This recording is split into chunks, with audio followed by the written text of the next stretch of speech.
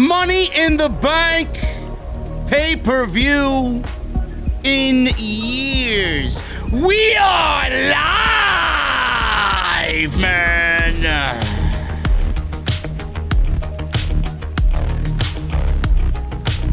I don't know what all the haters are gonna do tonight, man. I'm in a positive mood. There's not gonna be much negativity from me tonight. John Cena is back. Oh man, I am happy, man. I am happy. Big E is Mr. Money in the Bank. Nikki Ash is Mrs. Money in the Bank. And Roman Reigns and Edge deliver yet another brilliant performance. Ladies and gentlemen, you've already cashed in, because this show is your WWE Championship, and it's the only show you need on your Sunday night. This is your Money in the Bank post show right here on Off the Script.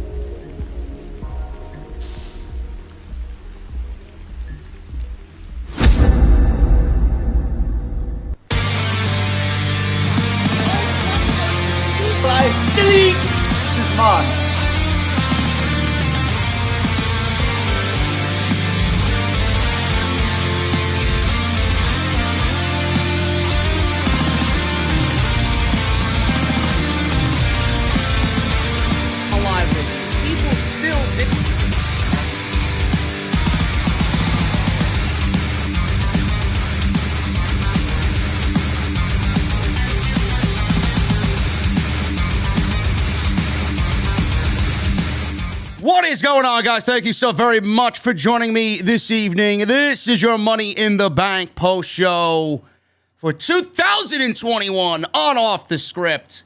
I am your host, JD from New York, and this is the OTS venue. I appreciate you guys joining me this evening. I can't wait to see all the trolls and all the haters and all the geeks online complain that I am unhappy, that I'm a sad old man. All I do is yell into a microphone in front of a bunch of people that don't care about what I have to say. I love it, man. I love it when creative gets it right. And tonight was a beautiful thing, man. Tonight was a beautiful, beautiful thing. Before we get into anything tonight, I got to shout out my boy Jeffrey. He already has showed himself walking right into the VIP section, man, right behind me, with a $500 super chat, man, or PayPal donation. Jeffrey donating. He's buying rounds for the entire fucking venue, man. Unbelievable. Thank you so much, brother. I appreciate you so much, man. Thank you for being here on Off the Script and being a part of what I do. Guys, tonight was a great show. I don't want to sugarcoat anything. Tonight was a great show. It was obviously spearheaded by John Cena being the one to confront Roman Reigns at the end of the night. Who will acknowledge Roman Reigns next? And that is John Cena, man. The rumors are true. John Cena is back. And John Cena versus Roman Reigns is all but confirmed for SummerSlam in Las Vegas. This is going to be A fantastic match. And I've already had the mods in the chat take care of the John Cena hate. There's no John Cena hate on this end of the spectrum here in the venue, man. I don't want to see it. I don't want to hear it. You'll be bounced from the fucking venue as quick as I could fucking breathe if you say anything bad about John Cena. Keep your John Cena bullshit and your John Cena hate to yourself, man. I don't want to hear any part of it, okay? This is exactly what we should have gotten with Bray Wyatt and John Cena at WrestleMania. If there wasn't a fucking pandemic, this is what we should have got with John Cena and Bray Wyatt at WrestleMania for the WWE Universal Championship. Now we're just getting it a year and a half later, but Roman Reigns is the champion and Bray Wyatt is somewhere in obscurity doing something. I don't know what the fuck he's doing nowadays, but it's Roman Reigns and John Cena. And this, ladies and gentlemen, is the most beautiful story that you could possibly tell. And it all revolves. It all centers around Roman Reigns and what he is doing, not only for the WWE, but for the Universal Championship. Not only for the Universal Championship, championships in pro wrestling, period. Championships in pro wrestling, period. John Cena chasing number 17. He's not going to win it. It's not going to win it. If WWE wants to book that at some point in the future, they very well could. I'm not sure if John Cena wants the record for world championships, and I use that word record loosely. I don't know what the fucking real record is. It's a WWE record. WWE wants to book John Cena to capture that record. They could very well do so, but it's not happening on Roman Reigns' watch. I'll tell you that right now. But it's a beautiful story to tell because we don't have anything like it in WWE. And it should have been done, again, like I said, with Bray Wyatt. This is a beautiful story. Roman Reigns is the most unbeatable champion in all of professional wrestling, man. Roman Reigns is doing the best work of his life. I don't think at any point in his career, then, and whatever he plans to do in the future will ever top what he is doing right here in this very run. Roman Reigns is untouchable. Again, I'm going to throw that word around a lot today, man. Beautiful. It's a beautiful thing. Roman Reigns and what he is doing, you do not see come around in a lifetime, hardly. You know, this is something that I think a lot of people should really start to appreciate more and more with what's going on with Roman Reigns. Roman Reigns is on a run so big right now that I see people in the community already predicting his demise. I've had people in the community, and I'm not afraid to voice my opinion. I don't give a fuck who it is, man. It could be any one of the check marks on social media. I am not afraid to speak my mind when it comes to Roman Reigns. People were saying tonight that Roman Reigns should lose. I respectfully disagree. Roman Reigns should have not lost to Edge tonight. Edge versus Seth Rollins is not the match you want to go with at SummerSlam. And Roman Reigns should never lose the fucking championship. As long as we are breathing right now, Roman Reigns should not be losing that Universal Championship to anybody. Edge, Rollins, Bryan, Cena, Dwayne, Lesnar, Big E. No. Nobody. Roman Reigns, well, I don't know, maybe Big E. Maybe, but I think Big E, we'll talk about Big E. Believe me, we're going to talk about Big E. Not even Big E. Because it has nothing to do with Roman Reigns. Roman Reigns is going to conquer all. Telling you right now, Dwayne, done. Lesnar, done. Cena, done. At that point, Roman Reigns is going to be a god. Legitimately. It's going to be a god. And at that point, ladies and gentlemen, you're already watching it. You're already seeing it. Roman Reigns at that point will have what is the second coming of The Undertaker's undefeated WrestleMania streak. It might not be as long as 30 WrestleManias, but if Roman Reigns continues to slay giants like he has been, can you imagine the fucking power that this man will possess? Can you imagine? It'll be like fucking something that you've never seen in this generation. This is something that's going to build a generational platform for everybody else that wants to be introduced to professional wrestling in the future. This is what's going to be looked at as the Undertaker streak for this generation. You can't give that up so easy. You can't give that up at all. Can you imagine if he slays all these giants and that one guy comes along and beats Roman Reigns and slays the God that sits upon his throne? Can you imagine what that's going to do for somebody's career? It will take somebody, and this is where WWE fucked up with The Undertaker. I don't think Lesnar should have broken the streak. Everybody's like, well, Lesnar was the most legit guy to do it, but The Undertaker was aging at that point anyway. It could have legitimately been anybody. Could have been Bray Wyatt, could have been this guy, could have been that guy, could have been anybody, but WWE didn't want to do it. They did it to sell network subscriptions. The Undertaker's WrestleMania streak fell because of network subscriptions. That's all they did it for. It didn't need to end at 30. But Roman Reigns, when he gets to that point and slays all these Hall of Famers, can you imagine what that's going to do for somebody's career? This streak, when broken, is going to make a fucking career. That's it. So I don't want to hear about Roman Reigns losing. I don't want to hear anybody about, oh, Roman Reigns and John Cena. It's all playing into the fact Vince wanted Roman to be the biggest star in the company. You got it. You got it. Now you better hold on to it and not let it go, because the longer it goes, the bigger star he's going to be. And the longer it goes, when he's no longer needed, you're going to have another guy to take his place. It's a very simple concept. John Cena fits into all this beautifully. Beautifully. Chasing 17, feeding the beast, feeding the dragon that sits atop the mountain. You can't script a better storyline in professional wrestling right now, folks. Can't. You can't do it. Edge and Roman Reigns was brilliant. Edge and Roman Reigns was brilliant, man. Some people were claiming it was the worst match of the night. Some people were claiming that it was boring. I don't know what you people want. Boring. Boring?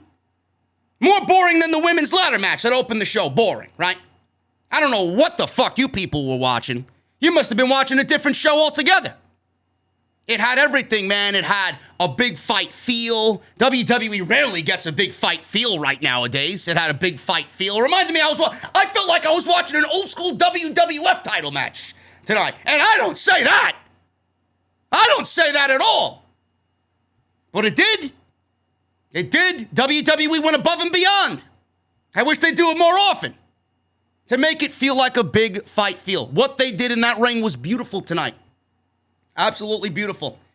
The methodical method of Roman Reigns and the big babyface comeback by Edge and the near falls and the spears and then the obvious fuckery at the end with the referee going down and Seth Rollins poking his nose in business that it doesn't belong. Roman Reigns winning. John Cena coming out. It was a beautiful match. It was a great title match. So we'll talk about that a little bit later when we get to it. Big E won the men's Money in the Bank ladder match. And again, surprised WWE got it right. I didn't think they were going to do it. I didn't think they were going to do it at all, man. But as soon as Jinder Mahal, I may become a fan of Jinder Mahal, man. You believe that? He saved us from the school teacher, the high school teacher, man. He saved us from the wannabe Mr. Feeney, Drew McIntyre. Drew McIntyre is not getting another shot at the WWE title. Jinder Mahal ruined that. And Big E goes on to win a Money in the Bank briefcase that I fully expect, Bruce. I fully expect Big E on Monday Night Raw tomorrow. If I don't see Big E on Monday Night Raw tomorrow, we got a fucking problem. Especially with the way Bobby Lashley manhandled Kofi Kingston, man. I want to hope that what they did was change course after the negative, and I mean negative fan backlash because of Oldberg being rumored on Monday Night Raw challenging Bobby Lashley for the WWE Championship. But Big E won the Money in the Bank briefcase. They got it right. They got it right. He didn't really do much of anything in the match, but they got it right. And the match itself was short, it was sweet, it was great. Awesome. Speaking of Bobby Lashley, he absolutely destroyed Kofi Kingston. That was the best WWE Championship squash match since Brock Lesnar and John Cena in SummerSlam 2014. Absolutely perfect booking. Whoever booked that match deserves a fucking raise. Absolutely. Brilliant booking. Bobby Lashley looks like a savage, and Big E has all the ammunition he needs to just go on to Monday Night Raw and seek revenge against Bobby Lashley and what he's done to both Xavier Woods and Kofi Kingston in the couple of weeks that we saw this feud take place. Gonna be great. Hopefully they go and do what I said, because that's where the money is. Big E versus Bobby Lashley, and Big E winning the WWE Championship at SummerSlam in front of 60,000 people. That is the money. That is the match. Doing Bill Goldberg and Bobby Lashley will do absolutely nothing but piss people off. And you don't want that. Why are you going to ride so high after tonight and then send out fucking Goldberg tomorrow night? Nobody wants to see that. Nikki Cross, Nikki Ash, Nikki ASH, they're calling her. Don't know why it's so difficult to say Ash. Nikki won the Money in the Bank briefcase because WWE realizes that the gimmick sucks and people are shitting on it. So they want to make sure that they prove everybody wrong. That's the only reason why she won. And what was, I thought, one of the worst Money in the Bank ladder matches of all time, and one of the worst Money in the Bank ladder match endings of all time. So WWE hit a home run in that department with the women tonight.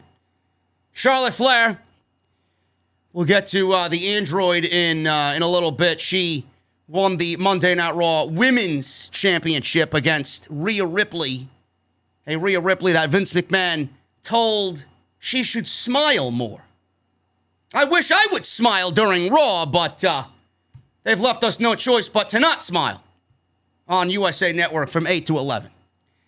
But we got a lot to go over tonight, guys. And new SmackDown Tag Team Champions in the Usos, which I do not like. We're going to start off with that in just a little bit. But I want to thank everybody for joining me here tonight in the venue, man. We got 3,400 people still filtering on in here. This is a great night. I knew it was going to be a big night, and you guys did not disappoint. Make sure you guys hit that thumbs up, man. We're over 1,000. We're over 1,000 already. I didn't even get started yet. So the goal tonight is 2,000 likes live. If you are in the stream, if you're in the chat, if you're in the venue, make sure you hit that thumbs up for me, man. It helps out tremendously. So hit that thumbs up if you are here and you are ready with your cold beverage to enjoy the OTS post show right here for Money in the Bank. Follow me on social media. Thank you to all the new followers on Twitter. Thank you guys so much. The interaction was absolutely crazy. My Twitter was going absolutely bananas tonight. Make sure you guys follow me on social media at JDfromNY206. That's Twitter and Instagram. Hit that subscribe button down below.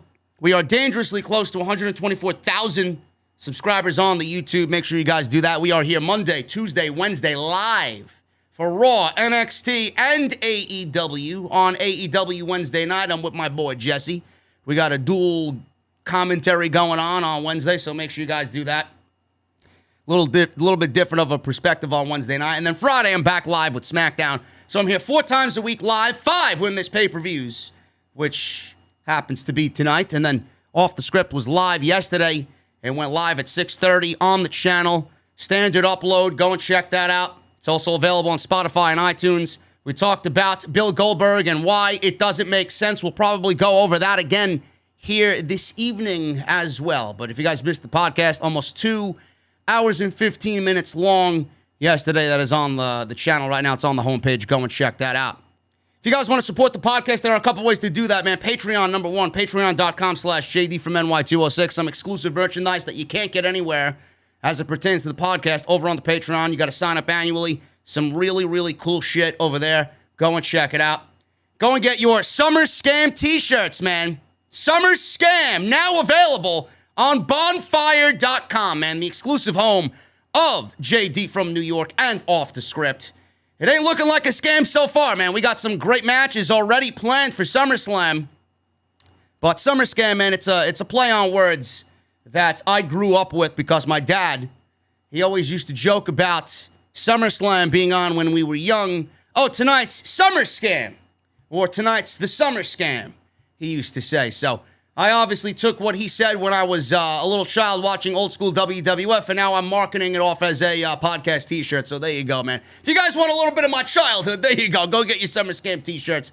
Bonfire.com. Link is down in the description of this very video. And today's show is sponsored by my great friends over at Blue Chew, man. Wow, for the first time in a long time, Bruce is not requiring people to use Blue Chew after a WWE show, man. But you're going to need it on Monday night anyway, because I'm assuming Raw is going to be terrible like always, even with fans there. But Blue Chew is sponsoring the show tonight, man. BlueChew.com. Use code JD at checkout for your free sample. All you guys have to do is pay the shipping and handling. That's BlueChew.com. Make sure you guys go and check that out. Use code JD for your free sample. Let's start at the top, man. The Usos, Dominic and Rey Mysterio. Booyaka, booyaka. 619. Booyaka, booyaka, Rey and Dominic Mysterio. This is for the SmackDown Tag Team Championships. This happened on the pre-show. I don't know what happened tonight, man. A couple of things before I get into this match. I don't know. Number one, why is WWE starting these shows at 7 o'clock now? Again, for the second month in a row, I don't know. I thought the pre-show was at 6 o'clock. I thought the actual show was at 10 o'clock, or 7 o'clock rather, and would end around 10 o'clock. But for the second month in a row, WWE has opted to do the pre-show at 7 and then do the main show at 8. I thought I was under the impression that the pre-show was at 6 and the main show was going to be at 7. Maybe it's just me. Maybe I'm just a fucking goon. I don't know. But I prefer it when it starts at 7 o'clock. That's just me. That's just me. Also, Peacock. Peacock fucking sucks, man. I know you guys probably had a lot of problems. Peacock was absolutely having a goddamn seizure tonight. I don't know what was going on, but Peacock's service is fucking garbage. This is legitimately the third month in a row that I had problems with Peacock. First, it's not on fucking Amazon Fire Stick. I don't have a smart TV yet, okay? I'm still fucking utilizing what I got. So I watch it through the Amazon Fire Stick, okay? Yes, Jesse, I know you're about to text me. Who doesn't have a smart TV? Listen, I don't need one right now, okay? I'm using what I got. But anyway, not on Amazon Fire Stick. And then last month, couldn't even access the fucking show. And then this month, it has a seizure. Right during the men's Money in the Bank ladder match, I missed everybody's entrance in the men's Money in the Bank ladder match, man. Then WWE is on Twitter, and they're saying that Peacock is fixing it, or now it's stabilizing. I'm like, yeah, until it happens again at SummerSlam. Till it happens again at SummerSlam. Peacock fucking sucks the cock. Seriously. Anyway, now that I got that out of my system, I know everybody experienced the same thing. The Usos defeated Rey and Dominic Mysterio to win the SmackDown Tag Team Championships. It is amazing to me, man. It is amazing to me how there were so many people who agreed with the decision to give the Usos the Tag Team Championships on this night, in this moment, on the pre-show of Money in the Bank. It boggles my mind, man. It really does. Now, I talked about this. I talked about Jimmy Uso when I was doing the extra on the day he got arrested for the DUI, which I believe was his 4th DUI. And I said, I don't know how many times this guy needs to get arrested to figure out what he's doing is not right. How many times has he done it and not gotten caught? But WWE, every single time, they seemingly just sweep it under the rug for Jimmy Uso or Jey Uso or any of the Usos. They don't care. I do not advocate at all to being drunk behind the wheel, man. I don't. I think it's fucking awful. You should not do it. You should not think about it. If you do it, you're a complete fucking asshole, man. Seriously. I am in a situation right now with family that is going through the same thing. Alcoholism. I've seen what alcohol does to my own family. How evil it turns people. how demonically possessed it makes people, how angry it makes people, and shit flies out of your mouth that I know is not what they're really thinking, but it's still hurtful because you're seeing somebody deteriorate into nothing and they find the only solace in their life through the fucking bottle. I know it. So when I look at something like this, and only a select few people know what I'm going through in my life with the alcohol problems, not me per se again, but family, I find it to be very difficult to watch and very difficult to support. Why would I want to support A, the Usos, and B, WWE for advocating that it's okay to drink and drive? What if he goes into a vehicle next time he's drunk and he legitimately kills somebody? Are they going to learn the lesson then? Is WWE going to bring down the hammer then? When someone's dead, child, mother, father, anybody, an animal, dog running the street, stray, what's it going to take for them to teach this guy a lesson? WWE feels like giving somebody tag team championships is the way to teach people a lesson. I didn't like it. And I saw people advocating for this on social media as if nothing happened. As if nothing happened. Oh, the Usos are the best tag team in WWE. Good for them. Oh, Money in the Bank is getting off to a hot start. Yeah, it's hot. The bartender's got a lot of tips coming their way thanks to the Usos hot. You fucking kidding me? What a disgraceful fucking decision by WWE to give these guys the tag team championships. It advocates that they don't care, and I know for a fact that if this was anybody else, they wouldn't even be in the fucking company right now. But Jimmy and Jey Uso have it safe because they're a part of the Anoa'i family. If anybody else did this, man, they would have been fired. If not fired, suspended. And not even close to sniffing tag team championships. Or a championship period. Not even championship, not even TV time. They'd be banished to catering for the rest of their WWE tenure. But here WWE is gifting fucking Usos tag team championships as if nothing ever happened. This was a terrible decision. It's a bad look on them. Nobody is looking at this as, oh, hey, yeah, the Usos, yeah, they deserve it. Only the fucking geeks online that don't know any better and they gotta spread positivity. Oh, I can't say nothing bad about the Usos. I want to get them for my next podcast in 2 weeks. I want them to be my next interview before SummerSlam. I'm gonna be there. That's all they give a fuck about. What a disgraceful fucking decision, man. Disgraceful. The Usos, yes, they're with Roman Reigns. They're in the biggest storyline in the company right now. And the only reason why Jimmy was not punished was because, and I don't want to hear shit from anybody, the only reason why Jimmy wasn't punished was because WWE is dangling this storyline in front of The Rock.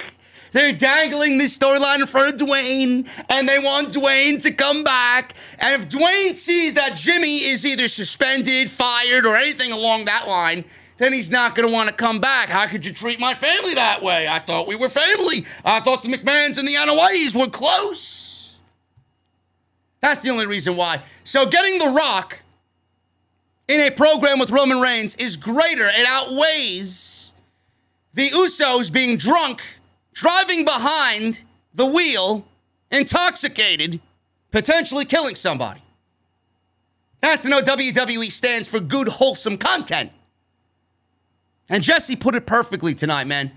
I know he didn't agree with it either, but he said, listen, you got to really, really just come to grips with the fact that WWE's fucked up and that WWE is a business and AEW is a family. WWE resembles nothing of a family. 1,000% true. And it sucks. The thing that I find wrong with this, man, is the Usos, they gone and done something wrong. Meanwhile, you got a team like Gable and Otis, who in my honest opinion, in my eyes, deserve a shot at the tag team championships, deserve a shot to really move up the ladder on SmackDown. Don't you think it would have been better to reward the guys that are busting their ass to get themselves over? Otis in this new heel role. Otis shaved his hair. Otis shaved his beard. Chad Gable is doing some of the best work in years for himself on SmackDown, guiding Otis and being a mentor to Otis while also being an amazing professional wrestler. They are now a tag team. Don't you think it would have been better to reward those guys and them beating the Mysterios at SummerSlam? Because I said this on SmackDown when I did my podcast on Friday. Don't you think it would have made more sense for Gable and Otis to beat the Mysterios and then Gable and Otis to lose the tag team championships to the Street Profits when the Street Profits come back? Because Otis and Gable put the Street Profits out. So you got a made, built-in storyline right there. And then the Profits being babyfaces, then they could lose the titles to the Usos. Let it go for a couple of months. Don't fucking turn around 3 weeks later after this guy gets pulled over and has doubled the alcohol limit of the state of fucking Florida. Don't go and reward him 3 weeks later. Pitiful. It's absolutely fucking pitiful. The Usos win in about 11 minutes. Listen, best tag team in WWE. Best tag team in WWE. Better than the New Day, in my honest opinion. Best tag team, one of the best tag teams in the world. They're in top 3 discussion, man. Top 3. You got the Bucks, you got FTR, and then you got the Usos. Top 3 tag teams in all of professional wrestling here in the United States. This was a very good match. If you wanted to do this, I don't know why you did it on the pre-show for Money in the Bank. If you wanted to do it, then do it at SummerSlam. When Roman Reigns beats John Cena. Do it at SummerSlam. So that the final scene of SummerSlam is Reigns, Jimmy, and Jay holding the championships. And the bloodline is complete. No, but you do it at Money in the Bank on the fucking pre-show, which is not a part of the actual Money in the Bank pay-per-view. I don't agree with that at all. So the crowd seemed into this. They were hot for this. They were hot for both teams. Dominic tried to dive off the top rope, but he was caught by both Usos. They swung him viciously into the barricade. Ray made a hot tag, hit Jay with a seated senton off the top rope for a 2 count. Jimmy then blind tagged in, gave Ray a super kick and a Samoan drop for a near fall. Ray went for the 619 on Jay, but Jimmy, who was not the legal man at this point in the match, jumped in the way and took the move instead. So he took the 619 and saved his brother. This led to Jay hitting a splash for a very close near fall. This is awesome chants by the Fort Worth crowd. Jimmy dropped Ray face first on the turnbuckle, and Jay assisted him in making the cover, which the referee could not see for the pinfall after a big Samoan drop, or splash, I should say, off the top rope. Big Samoan splash off the top rope. Jimmy pinned Ray, and the crowd popped for the WWE Tag Team title change. The match itself was fine. I'm assuming we get this match again at SummerSlam, which proves my point correct even then. Why do we need it at SummerSlam again when we just saw it now? I don't expect the Usos to lose the championships after just winning it. Or maybe I'm wrong altogether. Maybe the Mysterios get it back and then they give it to Chad Gable and Otis. But I don't know why we needed a title change now. Just don't reward them. It didn't make sense. This should have waited. Usos are the new tag team champions. Not a very good creative decision, in my honest opinion. We start with the main show, man. Money in the Bank women's ladder match. Nikki Ash, Alexa Bliss, Asuka, Naomi, Natalya, Tamina, the Sellout, and Liv Morgan. The Sellout obviously being Zelina Vega. This was the worst Money in the Bank ladder match that I think I've ever witnessed in my entire life. It was. This match had no oomph to it. It had no pop. It had no intensity. I don't really like, to begin with, 8-person ladder matches. I think 6 is the sweet spot for these types of matches, but WWE continues to do the 8 just to get everybody on the goddamn show. I don't like it. I think 6 is a little bit more easier to swallow, and I think 6 is a little bit more safer when it comes to getting so many people in this type of match. You limit injuries a little bit more. That's just the way I see it. This match was sloppy. There was no overwhelming favorite in this match. None of these women had any momentum coming into this thing. There wasn't one clear odds-on favorite. going into this match, and I know a lot of people were like, oh, I want Liv Morgan to win it. Liv Morgan was never in position to win the Money in the Bank briefcase. Never. Liv Morgan was put in this match and had her storyline ruined because Bayley got hurt. And then you got Nikki Ash, who's got one of the worst characters in the modern era. And I could sit here for a fucking full review talking about why the gimmick sucks. I know they are appealing to a different demographic. They're not appealing to the fucking adult in me and in the adult in you. They're appealing to the fucking little tyke sitting front row. Oh, look, Nikki Cross, inspirational. That's what they're appealing to. I'm not a dummy, but it sucks. I don't watch pro wrestling to watch fucking children's gimmicks, okay? This is not 1991. Give me a break. Nikki Ash, who came out, by the way, and got zero reaction. That made me smile from ear to ear, man. Nikki Ash coming out, and before I even go into the non-reaction, commentary, Nikki A-S-H. It spells Ash. Can you imagine having to say that on commentary every fucking time you talk about Nikki in the ring? Nikki A-S-H going off the top rope. Nikki A-S-H with a beautiful arm drag. Nikki A-S-H with a beautiful crossbody off the top rope. Give me a break. Give me a break. Nikki Ash. God, the commentary is fucking... It's probably not even their fault. It's probably Vince McMahon feeding them his bullshit. Yeah, do I have the crickets? Do I have the crickets on here? Hold on. I know I still got them queued up on here. Yeah, I do. Yeah, Nikki Ash. There you go. There you go. Nikki Ash came out to zero reaction, man. Coming down the aisle. She's superheroing herself down the aisle. Texas did not give a single solitary fuck about Nikki Cross. What an awful gimmick. And I said this on one of the reviews. You know, a lot of people were like, well, it's her gimmick. She came up with it. She came up with it, man. How could you hate it? How could I hate it? WWE let Nikki Cross come up with something? This is a woman that's been off TV for the majority of the fucking pandemic.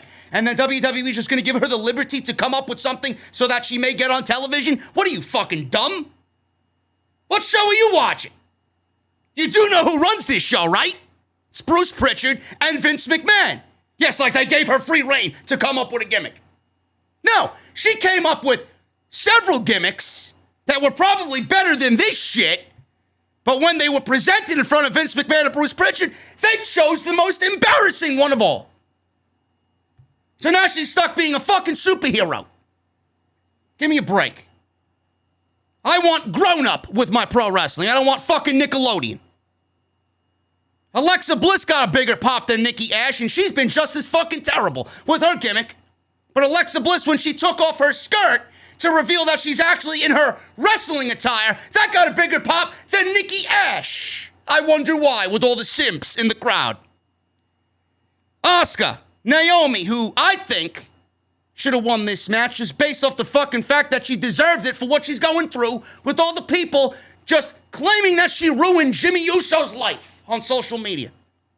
Can you imagine what this woman's going through? Having to sit there with her drunk husband, listening to all these fucking geeks online blame her for something that she has nothing to do with. It's unbelievable. She should have won just based off that. Tamina, don't know why she's in the match. Nobody's meaner than Tamina. Yeah? I am. Try me. Natalya, who was probably the MVP of this match, to be brutally honest with you. Sellout. No words. No words for Vega. Vega's going to win Money in the Bank. Yeah, why? Why? In your video game? In your video game? I had a better chance of winning Money in the Bank than Zelina Vega, man. I had a better chance of running down the aisle and pulling a Brock Lesnar than Zelina Vega winning this fucking shit, man. You gotta be kidding me. Really? God. I can't believe people are that stupid. And then Liv Morgan, man. Liv Morgan's been A-okay as of late. I'm a fan of Liv Morgan. I think Liv Morgan is coming along nicely. But I didn't think she was going to win Money in the Bank because At the end of SmackDown, when she got added to the Money in the Bank ladder match, she came off not like a underdog. She came off like a bench player. She came off like a last option because Bayley got hurt. They pulled Carmella, put Carmella in the match with Bianca Belair to fill in for Bayley, and then they gave Liv Morgan Carmella's old spot. Meanwhile, they had her going through this storyline where she's trying to overcome the favoritism of management, and they ruined that storyline by just putting her in the match. But this is what WWE gets when you have zero depth on your women's division, or in your women's division on SmackDown. Now, like I said, Natalya was the MVP of this match. This was very sloppy, man. I don't even know where to begin about this. Alexa Bliss started skipping around the ring. It looked like she was about to use magic. This shit has to stop, man. I mean, seriously. Right at the beginning of the match, she starts skipping around. All the ladies went to go get ladders. They all wanted to bring ladders in at the same time, and Alexa Bliss was skipping around, right? And then she stands in the middle of the ring, right underneath the briefcase, and she does one of these fucking things like she's in the Dark Order, like she's about to summon the briefcase to fall from the ceiling and fall right into her hands. I'm like, Jesus fucking Christ. Can I get this match over with already? Are you serious? So she's there, and she looked like she was going to use magic to grab the briefcase without climbing, but Asuka, thankfully, stopped that. Everyone was battling each other in the ring. Morgan tried quickly climbing the ladder as Tamina held it up. This was a nice spot for Liv Morgan, showing some of her athleticism. The ladder was actually folded up, standing upright, and Liv Morgan just popped out of nowhere and jumped on the ladder, trying to climb it up while Tamina was holding it, standing upright. It wasn't even folded open. So Liv Morgan, man, again, nice spot there for her.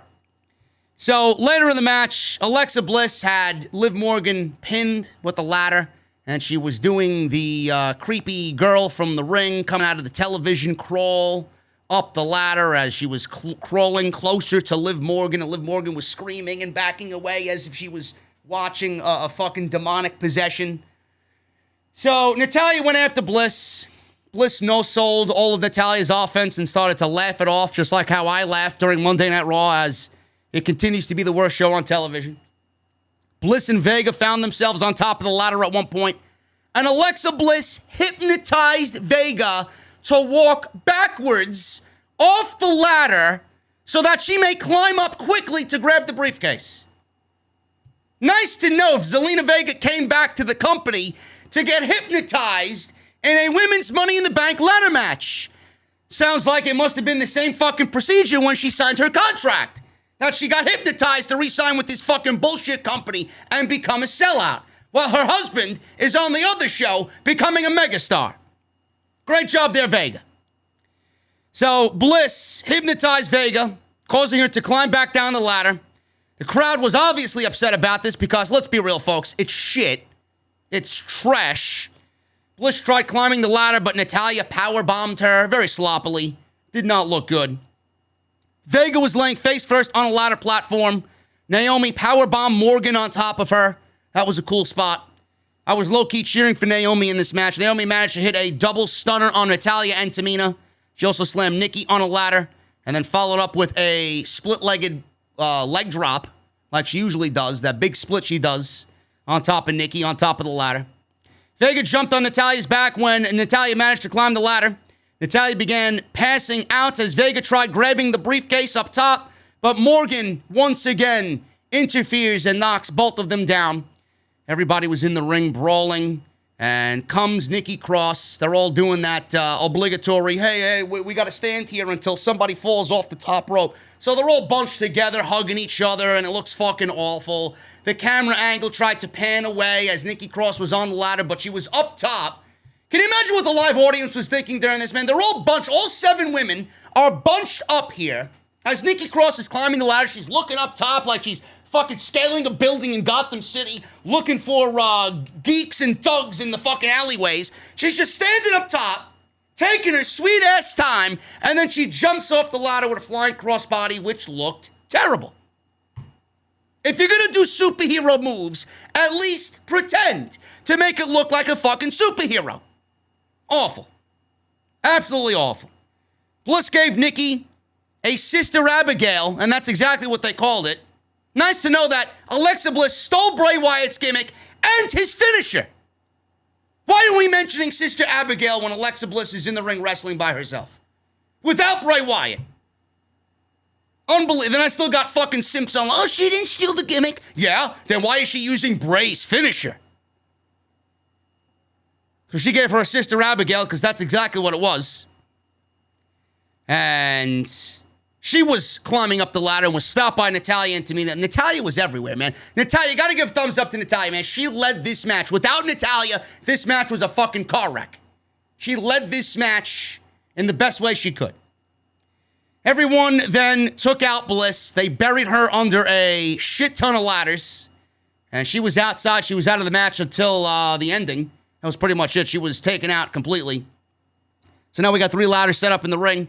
All 6 women battled up top, not Bliss, who was buried under the ladders on the outside. So we got 6 women, minus Nikki Ash. They were fighting for position. The briefcase swinging back and forth. Nobody's grabbing it. They're all fucking playing ping pong with the fucking briefcase up top. Nikki Cross jumps up on the middle ladder. Now, granted, okay? They're trying to pretend she's a superhero and that she's sneaking around like a ninja, right? Or it's like she's scaling a building like fucking Batman. You don't see Batman fucking bataranging himself up to the goddamn top of a huge building. You got 3 ladders. You got 3 women on one side, 3 women on the other. Nikki Cross jumps up on the middle ladder. I don't remember who was on the middle ladder, but she climbs up the middle ladder, climbs up whoever was on the middle ladder, grabs the briefcase, unhooks it, pulls it down, and wins the match.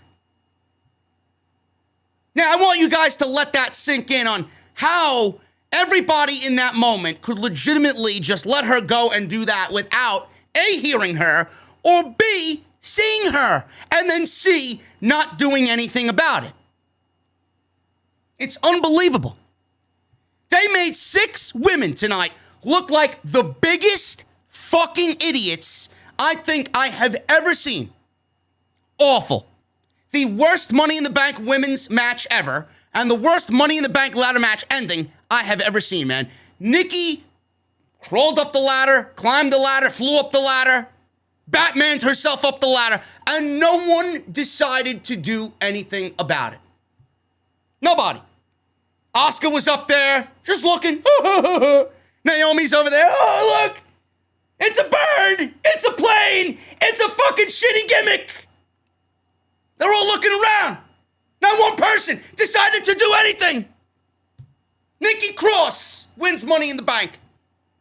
Unreal. Awful. So Nikki Cross wins Money in the Bank. What are they going to do with Nikki Cross winning Money in the Bank? Are they legitimately going to have Nikki Cross win the Money in the Bank briefcase and have her successfully cash in on Charlotte? Is that where they're going? Charlotte made fun of her. Boo-hoo-hoo. Charlotte put her down. Oh, man. And now Charlotte going to be teasing a feud with Nikki Cross? Are we going to see the new rebranded superhero come and get revenge on the android? That could make for a great fucking comic book, man. The idiotic superhero, Nikki Cross, Nikki Ash, fighting the evil android, Charlotte Flair. Just put it in the headlines, man. Put it in the spotlight. The almost superhero against the evil android. Man, oh man. I won't be surprised, man. Watch WWE go and do something like that, man. I want my royalties. Nikki Ash wins the Money in the Bank briefcase. She's missed Money in the Bank. This was terrible. Absolutely terrible, man. What a terrible way to start the pay-per-view. Thank God it got better. Thank God it got better. AJ Styles and Omos. They defeated the Viking Raiders to retain the Raw Tag Team Championships. This was actually a very fun tag team match. I've been very critical of the WWE Tag Team division in general. The Raw Tag Team division is pretty much non-existent. And the tag team division in WWE is one of the worst I think it's ever been. I think it's been awful for years. This is the worst it's ever been. And I enjoyed this match, man. You know, the Viking Raiders, I think they always come and really deliver. I think they usually get the short end of the stick when it comes to what WWE's done with them on the main roster. They were brilliant in NXT. AJ Styles and Omos, I'm not really a big fan of the pairing. I love AJ. I mean, who doesn't love AJ? But I'm not a fan of this pairing. I'm not a fan of Omos. I think Omos has a very small ceiling that's already been maxed out. And I don't really see much of him when this duo inevitably splits. But WWE got rid of Braun Strowman for budget cut reasons. And one of the reasons that was being talked about was they already have a big guy on their roster that's making a hell of a lot less than Braun Strowman. And he's bigger than Braun Strowman, so we're going to go with this guy. In the end, I think that's a mistake. I wasn't a big fan of Braun Strowman at all, but Braun Strowman is a hell of a lot more talented than Omos. Now, granted, Omos is trying. Omos is trying. He seems like a fine fellow. He seems like a good guy, but he isn't all that good in the ring, man. So he's lucky he's got AJ Styles as his tag team partner because you got one of the best in the business, period. But as far as this match goes, you know, the pairing itself, it's not bad. And I feel like AJ's being held down. But on the same time, on the same side of the coin, AJ with Omos, it gives him an opportunity to do things that he usually can't do. Like change up his offense a little bit and be a little bit more innovative. There was a nice spot in this match where Omos took AJ and he threw AJ over the top rope. And then AJ did a beautiful Hurricane Karana on one of the Viking Raiders as he got tossed from Omos, which was great. You know, shit like that. I really appreciate that type of work rate and that type of mechanic, that type of innovation. So there are perks to this tag team, but it's very short-lived. The ceiling on this tag team, the ceiling on Omos is very small. Now, with them beating the Viking Raiders tonight, you know, there's only one direction for these two guys to go, and that is the tag team championships with Matt Riddle and Randy Orton. So I'm assuming we see Randy Orton tomorrow night on Monday Night Raw. I'm assuming they continue the Matt Riddle, Randy Orton, you know, back and forth, and then they go win the tag team championships because that's the natural progression of what they have going on. You have to have them win the tag team championships. Otherwise, what are you doing? There are no other tag teams on Monday Night Raw for them to feud with. You're going to run into the same problem when Randy Orton and Matt Riddle win the tag team titles anyway, but that is the story. At that point, you got a draft coming up. You could give them some new opponents and then work on the breakup of Randy Orton and Matt Riddle. But the natural progression of this is AJ and Omos at SummerSlam dropping the titles to Matt Riddle and Randy Orton. Not having them break up before they win the tag team championships, because then that would leave AJ and Omos with no opponents. And you need to fill SummerSlam with a bunch of top-tier matches. That is going to be one of your top-tier matches. Randy Orton and Matt Riddle in the ring with AJ at SummerSlam? It's a pretty damn good way to look at it if you ask me.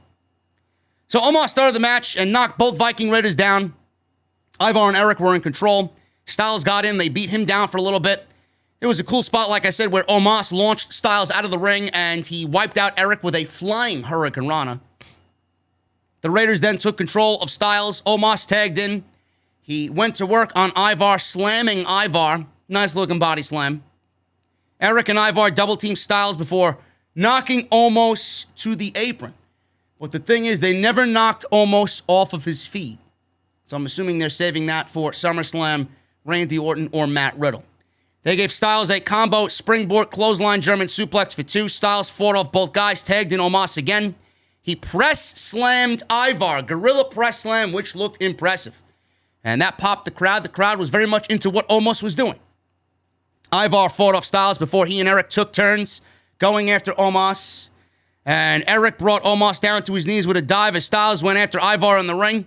Ivar ducked a phenomenal forearm and then gave him a Viking experience. So Ivar and Eric, after the phenomenal forearm miss, they gave Styles the Viking experience. But Omos jumped onto the ring apron, shoved Eric into Ivar, who was making the cover, and that broke up the cover. There was a brief exchange that led Omos to give Eric a big tree slam for a pinfall or choke slam. Looked like it was one of them big double-arm choke slams down. So they went with that as the finish. So Omos gave him a big choke slam for the pinfall, and that was it.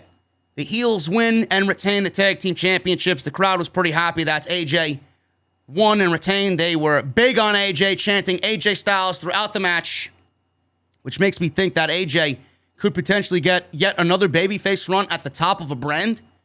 I mean, I would not. What are we doing with AJ as soon as he finishes his tag team with Omos?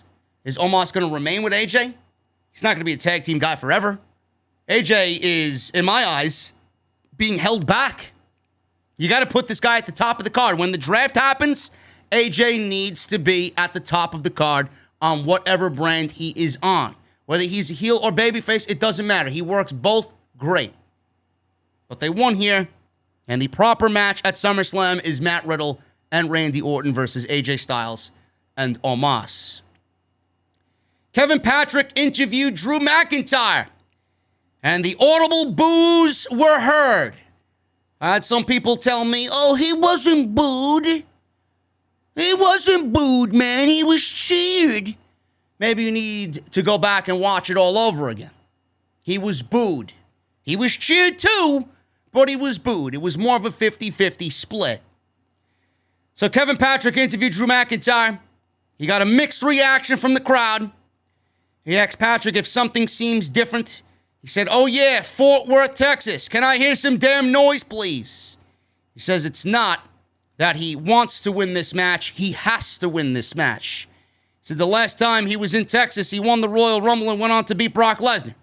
He said he was proud to defend the WWE title at Thunderdome, but he speaks for everyone in saying if they don't hear the word Thunderdome again, they'll be very happy.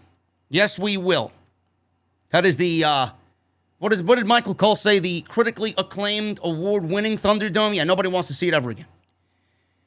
He said that everyone loves story time. Everyone loves story time, and he said that in a very sarcastic tone. No, we don't.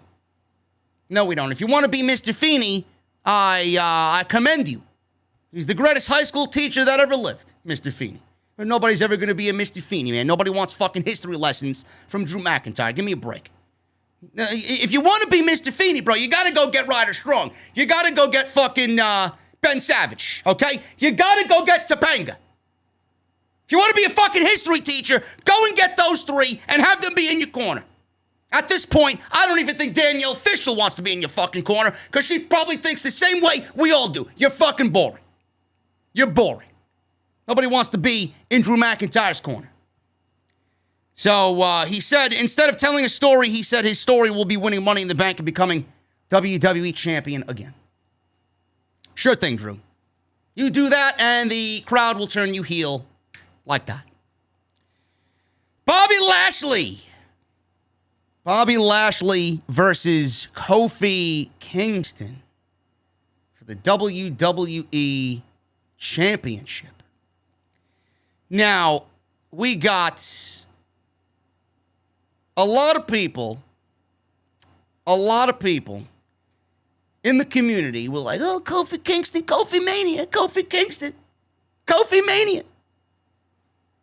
Kofi Kingston was never going to be WWE champion. He will never be WWE champion ever again. He's a fine hand. He's a nice bench warmer, Kofi Kingston. I may be underselling him. Kofi Kingston's awesome. And I was a big advocate of Kofi Mania when it happened. It was a great moment. Daniel Bryan gave that man the world, and you got to commend Daniel Bryan for that at WrestleMania. But Kofi Kingston, man, you know, WWE ran with it because the fans wanted it, and they obviously, WWE had no other plans. But when Kofi was given those gauntlet matches, and he went with it, I mean, it was very difficult to go against Kofi Kingston. So if WWE didn't go with Kofi in that moment, even though he wasn't planned, they would have made a colossal mistake. And it was one of those genuine things that is, again, beautiful in wrestling. You know, you don't know what to expect. It could have been anybody. You know, Ali was supposed to be in that spot, in that Elimination Chamber match. Or Ali was supposed to be in that gauntlet match. Or what? I think it was the Chamber match, but he got injured in the gauntlet match. He had a broken orbital bone. But then Kofi Kingston goes into the Elimination Chamber, and he has those back-to-back nights. And everybody's Kofi Mania. Kofi Mania, Kofi Mania. We got to do Bryan versus Kofi Mania. It's great. Fine. It's a once-in-a-lifetime thing. You can't duplicate that. So people were like, oh, yeah, Kofi Mania, he's going to beat Bobby Lashley. No, he's not. It doesn't make sense. It doesn't make sense at all. So he was just there, and this New Day feud with Bobby Lashley was just not entertaining at all. Bobby Lashley has no hurt business. All he has is MVP. I thought they've been treating Bobby Lashley like a weak champion, and they have been. Bobby Lashley has not looked strong as of late, and I made a point on every post show that I did. You know, Bobby Lashley, as a champion in WWE, he's second in command to the Tribal Chief. He's the WWE champion. He's the second biggest entity in the company. He has the WWE championship by all accounts, which is the most important fucking championship in all of pro wrestling. Why would you want to make him look weak? But I asked, do you see Roman Reigns being booked weak like that? Roman Reigns would never be put in the positions that Bobby Lashley has been in. You would never see Roman Reigns on SmackDown taking a clean pinfall loss as Universal Champion, but Bobby Lashley losing to Xavier Woods, losing to Kofi Kingston. Why? Why do we need your WWE Champion to be pinned clean on Monday Night Raw? It doesn't look good. The guy should be a savage. There are other ways to book this match by not beating the champion. So right out of the gate, and as this went on for weeks and weeks and weeks, I was just taken out of it.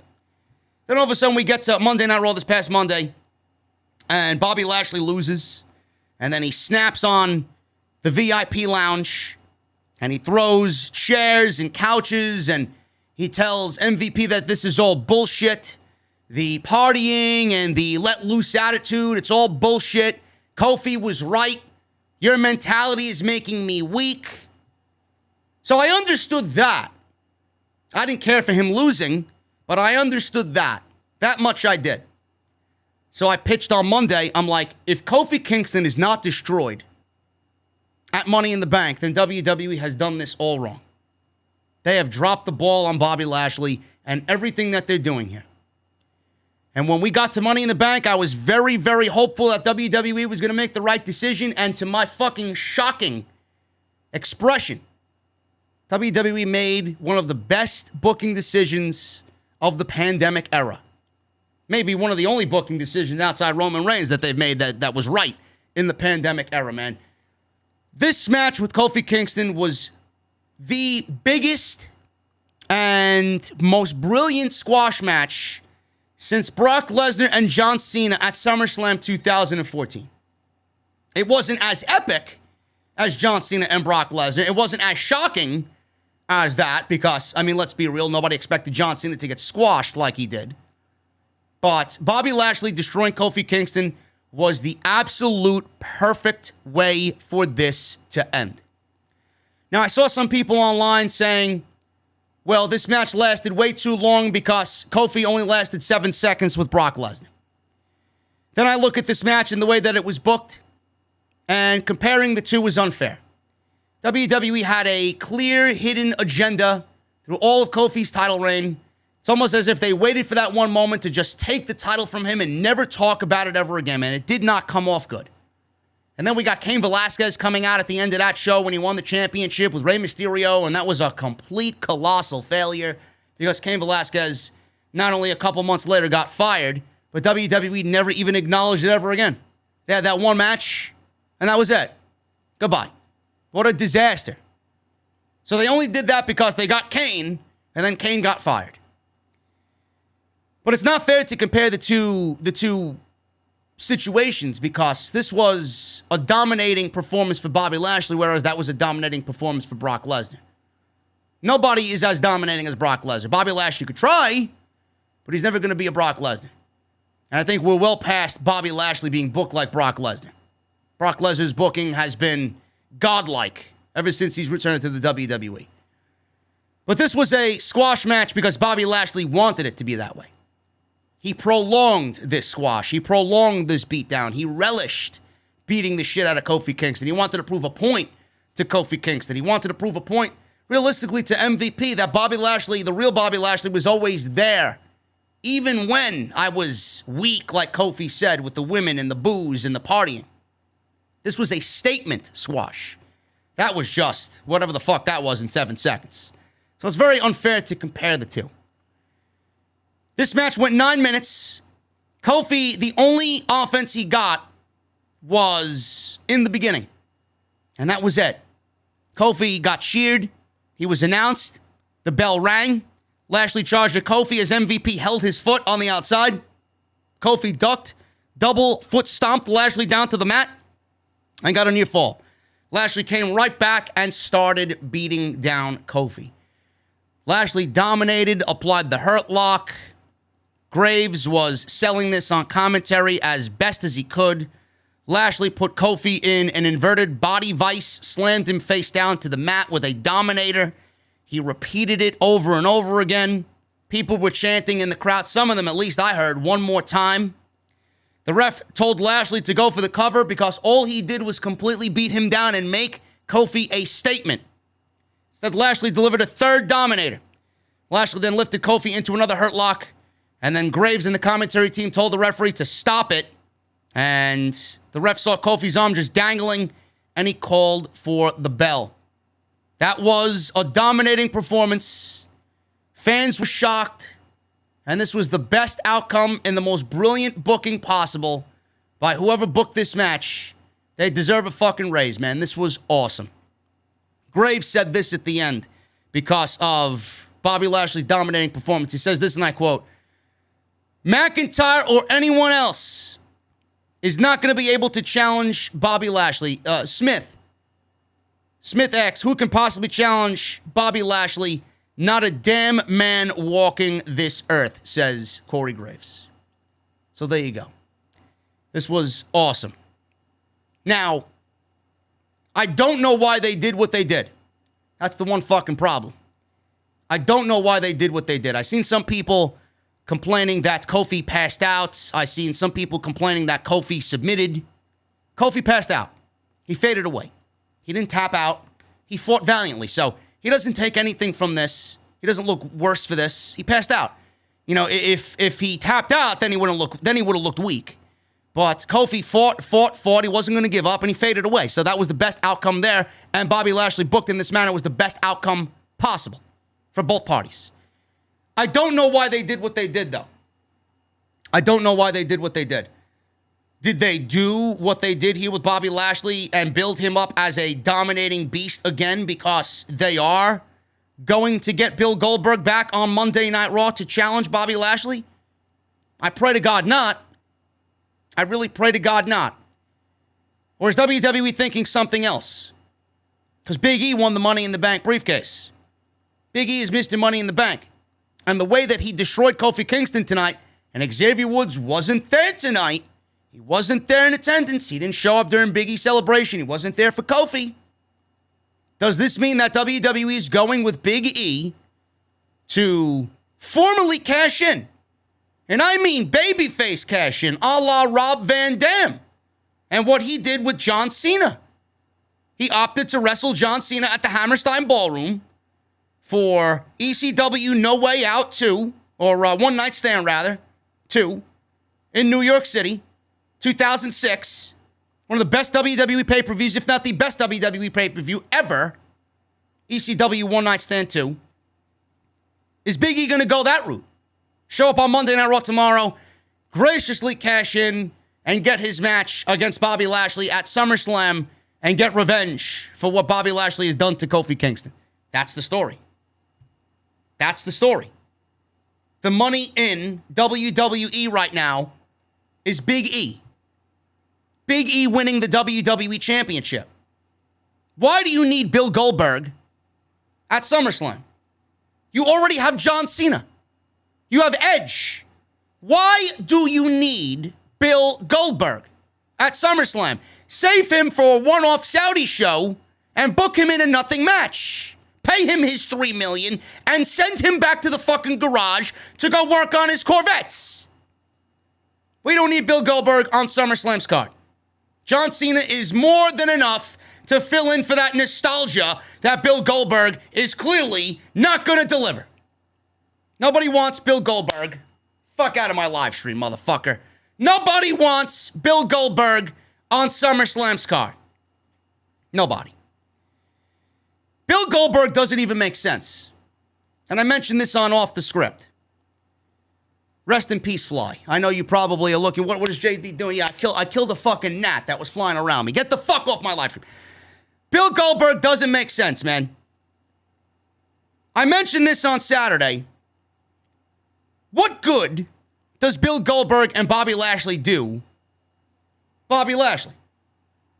Does this make Bobby Lashley look even more dominating by beating Bill Goldberg? We just had Drew McIntyre beat Bill Goldberg in January. So why would this make Bobby Lashley look good when Drew McIntyre did the same fucking thing? And Bobby Lashley took the WWE title off of Drew McIntyre. So how impressive does it look for Bobby Lashley to beat somebody that Drew McIntyre already beat, and then Bobby Lashley beat that guy who beat Goldberg? It doesn't even make sense. It doesn't even make sense. Number two, why does Bill Goldberg come back in January and get a title match, lose, and then take 6 months off and they get another title match in August? Why? 7 months. 7 months off. Why does he come back and get a title shot? It doesn't make any sense. I don't understand why people are advocating, oh, this is needed. They got to sell tickets. No, they don't. SummerSlam doesn't have to sell tickets. The show's already sold out. The fuck you need Goldberg for? To sell out SummerSlam. There's not one fucking match announced, and the show's sold out.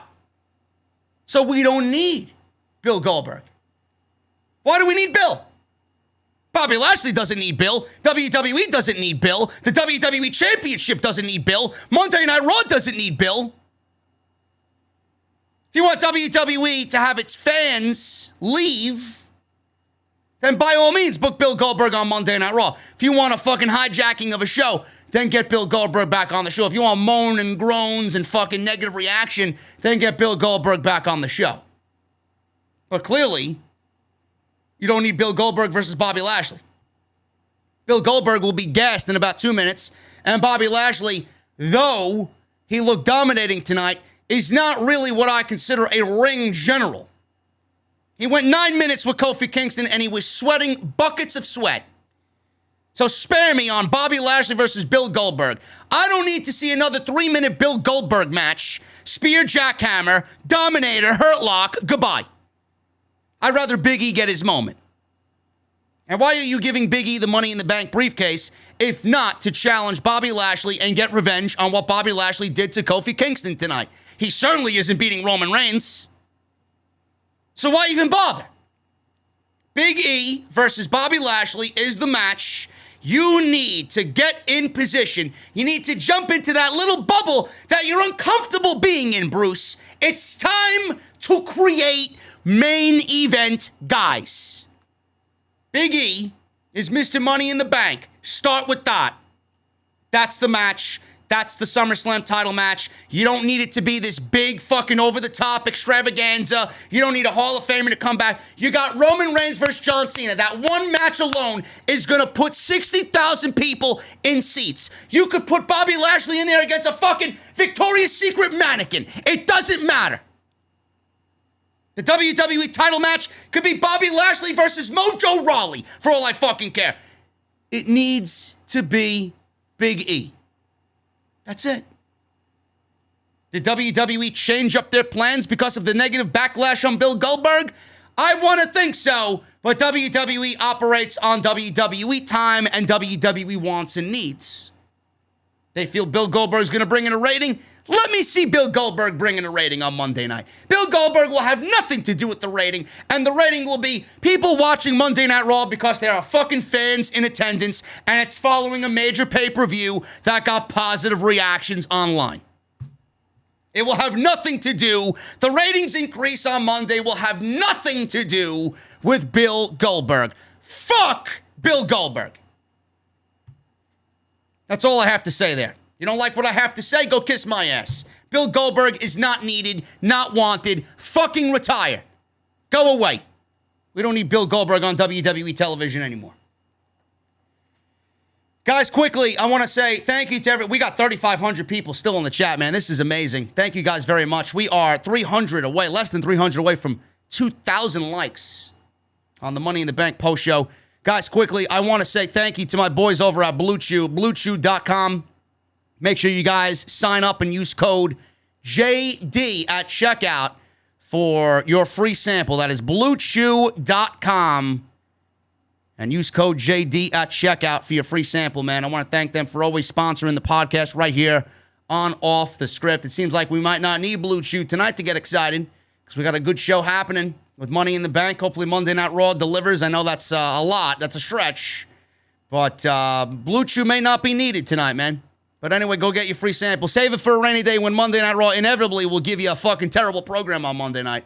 Once again, that's BlueChew.com. Use code JD at checkout for your free sample. Rhea Ripley versus Charlotte, man. Rhea Ripley versus Charlotte for the Monday Night Raw Women's Championship. You know, it's the little things that irk me, man. It is the little things that irk me. Charlotte is not the champion going into this match. Rhea Ripley shows up and she gets introduced first. The Raw Women's Champion is introduced first. And she makes her way down to the ring, and Charlotte gets introduced last, as if she's the champion in this match. You know, it's the little things that irk the shit out of me, man. It's the little things that anger me the most. If you are the champion, it doesn't matter what type of champion you are. If you are the defending champion, then you should be out last.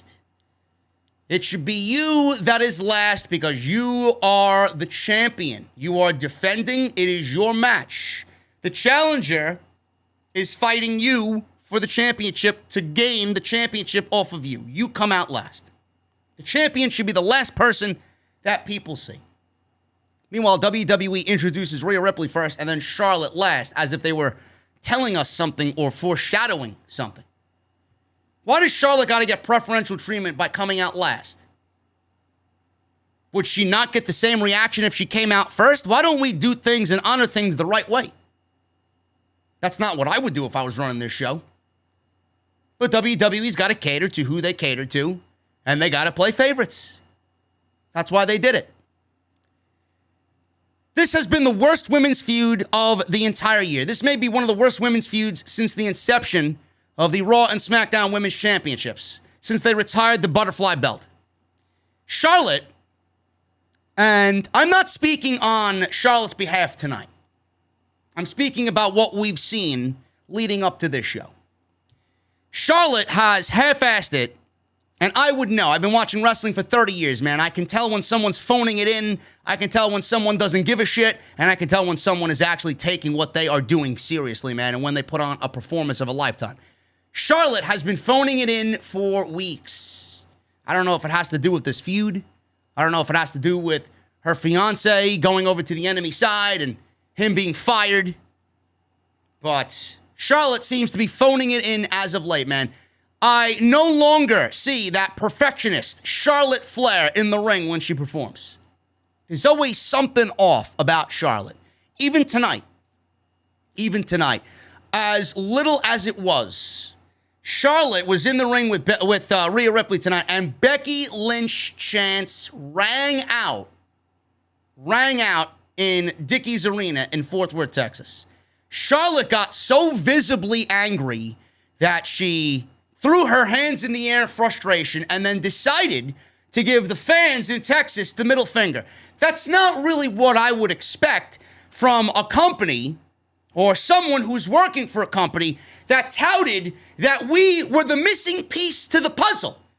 For 70 weeks, Charlotte Flair was very angry that she gave everybody the middle finger because they were chanting Becky Lynch's name.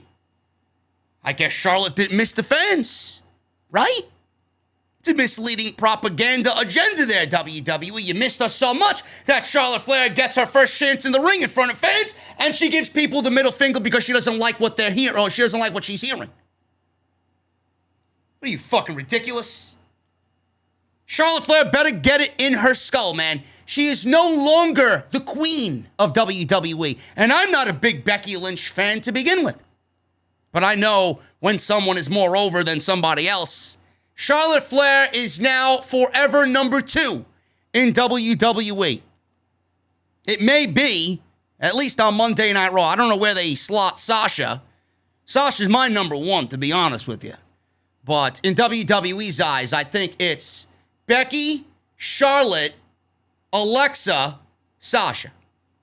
That's what they do. But Charlotte Flair better get it in her head, man. She's no longer the number one priority in the women's division. Good old Mama Lynch is now number one. Charlotte, listen, you can go and do the same thing. Go plan something with Andrade. You could go away for 9 months, too. You want to come back and be the star of the fucking program like Becky Lynch is going to be? Then by all means, go away. Go away. Becky Lynch went away for 9 months. I don't think Becky Lynch is coming back to save a fucking division like all these fucking geeks online think she's going to do.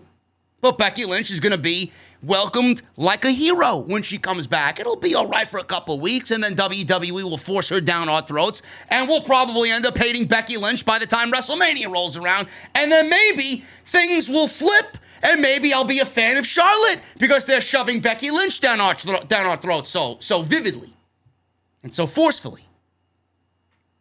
That's the way I see it. So Charlotte better get it in her head, man. But this match, this feud, it was some of the worst television I think I've seen in decades on WWE TV. Nothing about this feud mattered. The matches that came out of this feud were shit. The storyline was garbage. The women's division as a whole sucks. Rhea Ripley is not innocent by any means either. She's just as guilty as Charlotte Flair. Her career has been disastrous ever since she lost to Charlotte Flair in an empty gymnasium at WrestleMania last year. Disastrous. She has had one of the most abysmal title runs of all time. Yet there were people in the community that advocated for Rhea Ripley. Oh, there's nobody else. Ding, ding, ding, ding, ding, ding. There's nobody else. And you just pinpointed the problem about the WWE Women's Division. You just admitted there's a problem by saying Rhea Ripley challenging Asuka is the best solution because there's nobody else, but you refuse to acknowledge the fucking problem. That's why I have zero respect for a lot of people in the community. You are not honest with yourself, and you're not honest with your fucking audience. I feel like I'm the only honest one in the entire community. Rhea Ripley's reign was one of the worst in history. Becky Lynch's reign wasn't even all that good. Outside of the shit she did with Sasha Banks, her title reign was fucking terrible. After she won it from Ronda in that farce of a triple threat match that did not need Charlotte Flair, one of the worst WrestleMania main events in modern history was that match. Historic, yes. Good? Not even close. Becky Lynch's title reign was shit. Who do they have her feud with immediately? Lacey Evans?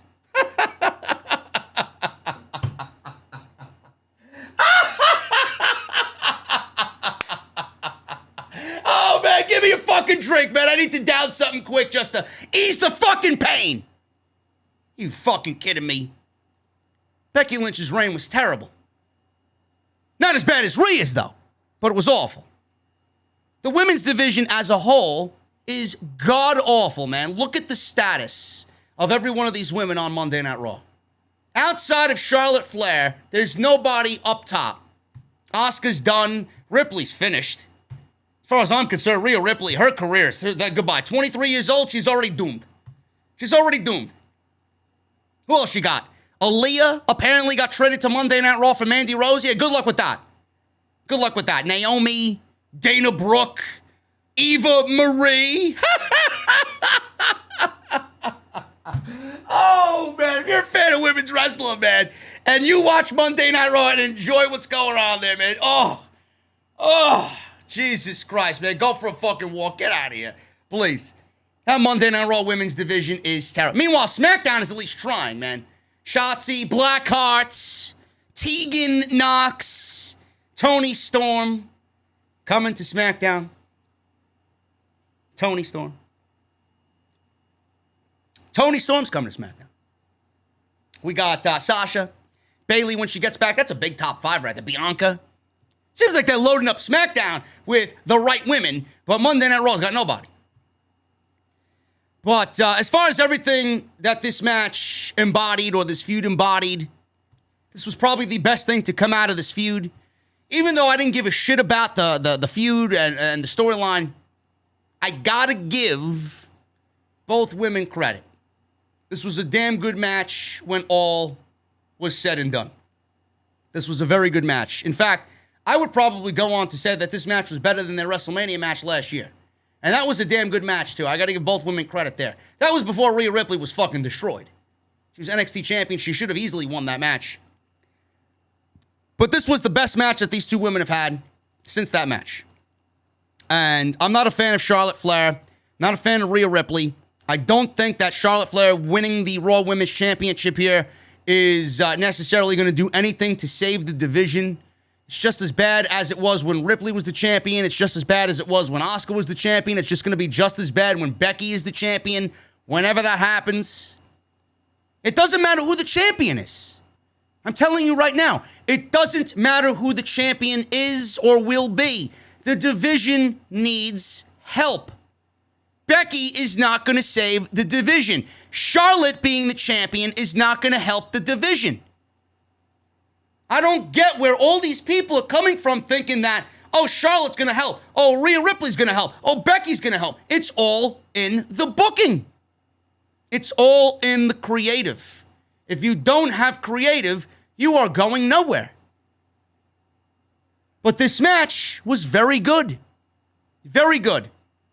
When the match started, people were chanting for Becky Lynch, and Charlotte got upset. They blacked it out. They blacked out the screen for a second when she threw up the middle fingers. Bruce. Kevin Dunn. Yeah, I'm sorry, bro. You never heard the word fuck before? You never seen sign language before? These are the same people that had Steve Austin throwing up the middle finger every fucking week on Monday Night Raw. And now we're on pay-per-view and we're getting the screen blacked out because Charlotte Flair is doing the not womanly thing of giving people the middle finger? Are we this soft? Give me a break. So Becky Lynch chants, "We want Becky." And then they were chanting for Rhea Ripley and Charlotte Flair. This match was all over the place as far as chants are concerned. So Ripley hit a Northern Light suplex on Charlotte. She also hit a German suplex on Charlotte. Charlotte blocked a missile dropkick, applied a nice-looking Boston Crab. We had a series of counters, and this led to a big boot by Charlotte, knocking down Rhea for a 2 count. We got a bunch of counters in a sequence here by Charlotte and Rhea Ripley. I don't know what the fuck they were doing, but it all ended up leading to Ripley powering Charlotte into a vertical suplex. Now, I'm under the impression that I think there was a major miscue and a major botch here, and somewhere along the way, they were like, you know what? We're just going to stop it right here. I didn't think Rhea Ripley was going to get Charlotte up in the suplex, but it looked like Charlotte aided in Rhea getting the move completed. She completed the vertical suplex. It ended up being, I guess, an impressive feat of strength. Corey Graves sold it on commentary. That got a nice reaction from the crowd. Charlotte then got up, booted Ripley from the ring, went up top and hit her moonsault that barely grazed her with her left arm. You know, the Charlotte moonsault that 98% of it misses, but only 2% of it connects.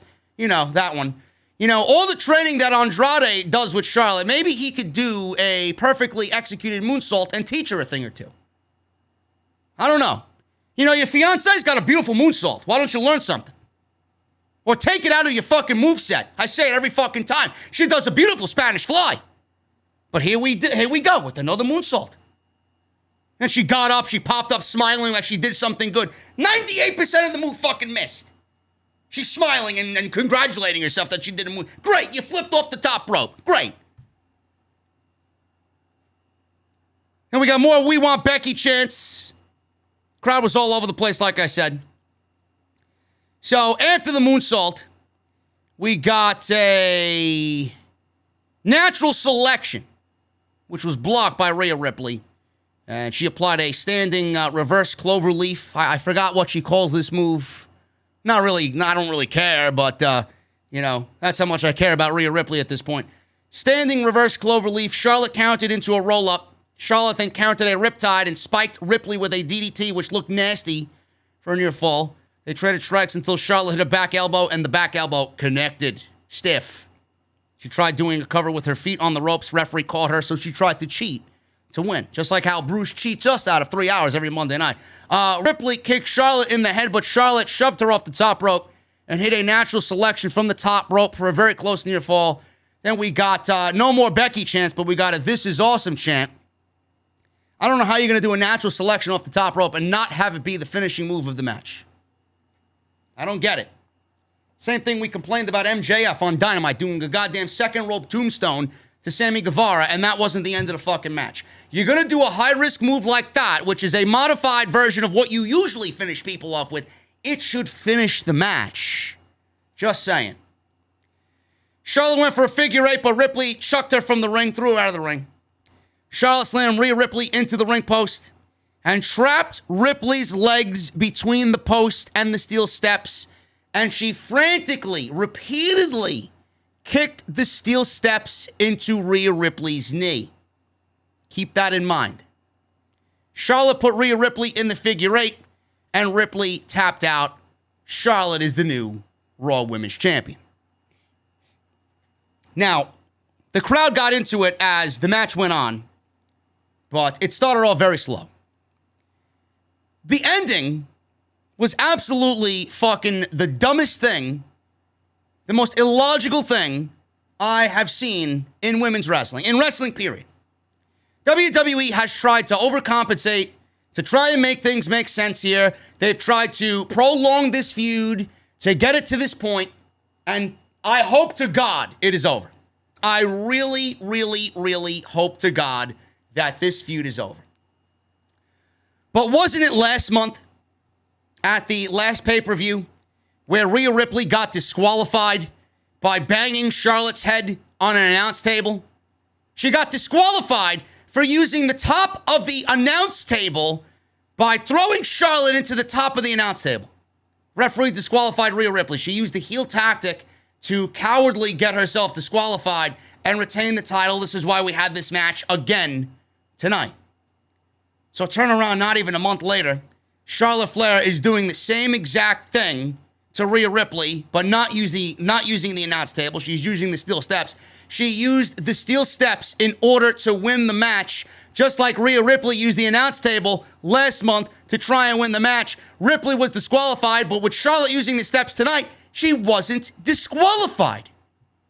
She gets back in the ring. She does the figure eight. Rhea Ripley taps out, and that's it. And that's it. So whoever booked this match, you remember what I said about the Bobby Lashley Kofi Kingston match, about who produced this match and who designed this match, they deserve a raise. Whoever produced this match deserves to be fired. That was the most nonsensical, dumb, idiotic, inconsistent ending that I think I've ever witnessed. How does that make any sense? If Rhea Ripley used the table last month and got disqualified, shouldn't Charlotte use the stairs this month and get disqualified as well? Why isn't there any consistency in the fucking rules or the booking? Did WWE do what they did last month to get this match and they didn't want a same outcome with live fans? They'd rather have the title change and then book the match again at SummerSlam anyway, because clearly Charlotte cheated. God help our souls if we have to see this fucking match again. You're asking for Becky Lynch to come back. But even at that point, it's Becky versus Charlotte again. Do you care? Charlotte is keeping the title warm for Becky Lynch. Simple. So there's another, what is this now? 11, 12, 14? How many title reigns is this? Another 1 month token title reign for Charlotte. Good luck with that one. Match was good. Feud was terrible. The ending was atrocious. That was it. We got Matt Riddle. He was backstage. This is when WWE Network was having a seizure. So we got Matt Riddle. He's backstage.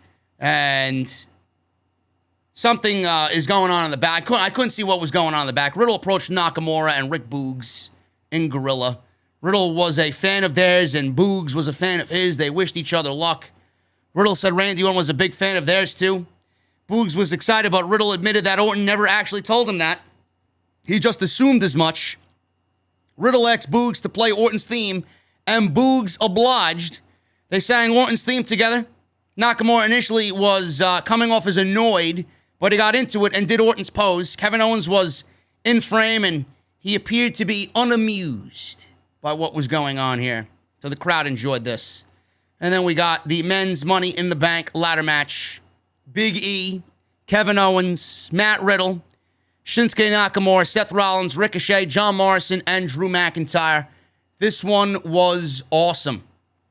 This was one of the better Money in the Bank ladder matches that I've seen in recent memory, and went almost 20 minutes. And I thought this was short. It was sweet. It didn't overstay its welcome. It was impactful. There were enough high risk and there was enough danger in this match to really give it that Money in the Bank risque feel. I thought this was awesome. Much different, a completely different world compared to the women's match. Night and day compared to the women's match. The women's match was fucking one of the worst ever. The men's match was awesome.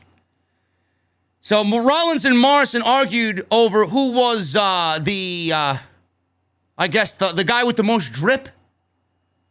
The drippiest? Is that a fucking word? Who had the most drip in WWE? Rollins with his suits and fucking Morrison with his drip stick, which was incredibly over with this audience. I don't know what it is with Texas and the drip stick, but they were chanting Johnny Drip Drip all night. I guess it's working for him. Good for him.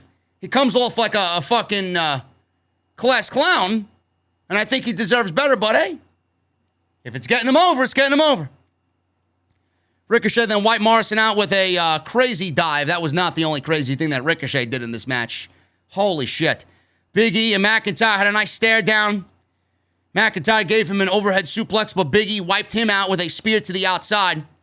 Some people on social media were saying that with this move, it looked like Big E might have hurt himself because he was a complete non-factor in this match for the duration. So I hope that he's okay. Nakamura gave Owens a reverse exploder onto a ladder. Morrison, like I said, who was a big favorite for the live audience, gave Nakamura a corkscrew dive off of a ladder, and he barely touched Nakamura, man. This was a big botch by John Morrison. Looks pretty in execution, but the landing, man, just like his Starship Pain, not good. Not good there. Nakamura then put Morrison in an armbar on top of the ladder moments later, which looked great. Rollins knocked Nakamura down with a flying knee. He fell off the ladder. Morrison and Rollins decided to work together here. They're on opposite brands, but they are the most drip in WWE, so they decided to be the drippiest together. Morrison gave Riddle a Samoan drop, so they decided to work together here. Morrison gives Riddle a Samoan drop on a ladder before Rollins gave Ricochet a back body drop onto a ladder. Owens went after Rollins, but Morrison saved the day there. They set up a ladder bridge, but Owens fought them off. Morrison and Rollins held up a ladder, but Owens used a lion salt to take them out. And that looked awesome. Rollins gave Owens a falcon arrow onto the edge of a ladder. This was fucking brutal, man. Falcon arrow onto the edge of a ladder. McIntyre went after Rollins and Morrison, but they fought him off, and Morrison hit a spinning elbow drop off the top. And Rollins then hit Morrison with a ladder. A bunch of baby faces finally came back in. Towards the middle of this thing, Riddle took out Rollins with an RKO. Riddle and Nakamura traded strikes. McIntyre took them down with a double Claymore. He also gave Big E a future shock DDT. Again, Big E was a non-factor in this match. Gave Ricochet a reverse Alabama slam onto a ladder, which Ricochet sold to death, which was great. McIntyre then wiped everybody out with a flip dive. Very Roman Reigns-esque. Did Drew McIntyre flip over the top rope. McIntyre did a big 3-2-1 countdown before hitting Rollins with a Claymore. All of a sudden, he tried to climb the ladder, and then Veer and Shanky, Jinder Mahal's goons, came down and prevented McIntyre from climbing the ladder. Solid booking here, giving McIntyre a chance to get out of the match. Jinder Mahal ran down and attacked McIntyre with a chair in the gut and then repeatedly over the back with the steel chair. So they dragged McIntyre away from the match. He was gone. Riddle began climbing the ladder, but Ricochet leapt onto the ladder to stop him. Riddle got off, pushed the ladder with Ricochet on it. Ricochet jumped from the ladder to the top rope and did one of the most beautiful dives you could possibly ever imagine on top of everybody else on the outside. The crowd went fucking crazy. I don't know how Ricochet is not making money for this company. I don't know how Vince doesn't see money in Ricochet. I don't. I can only hope that a guy like Ricochet, after a match like this, in a spot like that, and the work that he's done the last 3 weeks with John Morrison, would get this guy more TV time and a better position on the card. That flip dive was very reminiscent, almost identical to what he did in the inaugural North American Championship match at NXT TakeOver New Orleans, I believe it was, where EC3 was in it, and Lars Sullivan, and Killian Dane, and Velveteen Dream, Adam Cole. That's something that Adam Cole eventually won. But that's the same spot he did in that match, and that was, I believe, it might have been his debut match. It might have been his first TakeOver match, to be exact. But it was the same spot from TakeOver. Absolutely fucking insane. Insane. So, after that crazy dive, Riddle and Ricochet battled atop the ladder. Big E stopped Rollins from getting involved. Riddle yanked Big E and Ricochet from the ladder, gave them both RKOs. Nakamura fought Riddle off, but Morrison sprayed him with the dripstick. Owens gave out stunners to Morrison and Nakamura. Ricochet blocked the stunner, but Owens gave him a pop-up powerbomb. And this is where the second spot of the night came in, man. Holy shit. Owens began climbing the ladder, but Rollins powerbombed him, took him off the ladder in a powerbomb position. There was a ladder bridge from the apron and the announce desk. Powerbombed Kevin Owens through the ladder. This guy was wiped out. I'm surprised. I would be surprised if he's not hurt, man. He hit the ladder. He broke the ladder. He went through the ladder. He rolled off the ladder. He held his head immediately. Three referees rolled over to him to go check on him. What a fucking insane spot. Mixed with the Ricochet spot, then this. I mean, you got bumps all over the place here, man. Chance of holy shit, and this is awesome. Rollins took his sweet time climbing the ladder, which makes everybody usually look like a fucking idiot.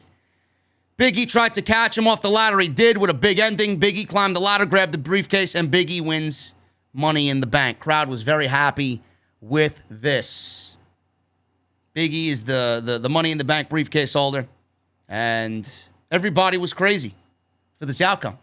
I hope that WWE does the right thing. I really do.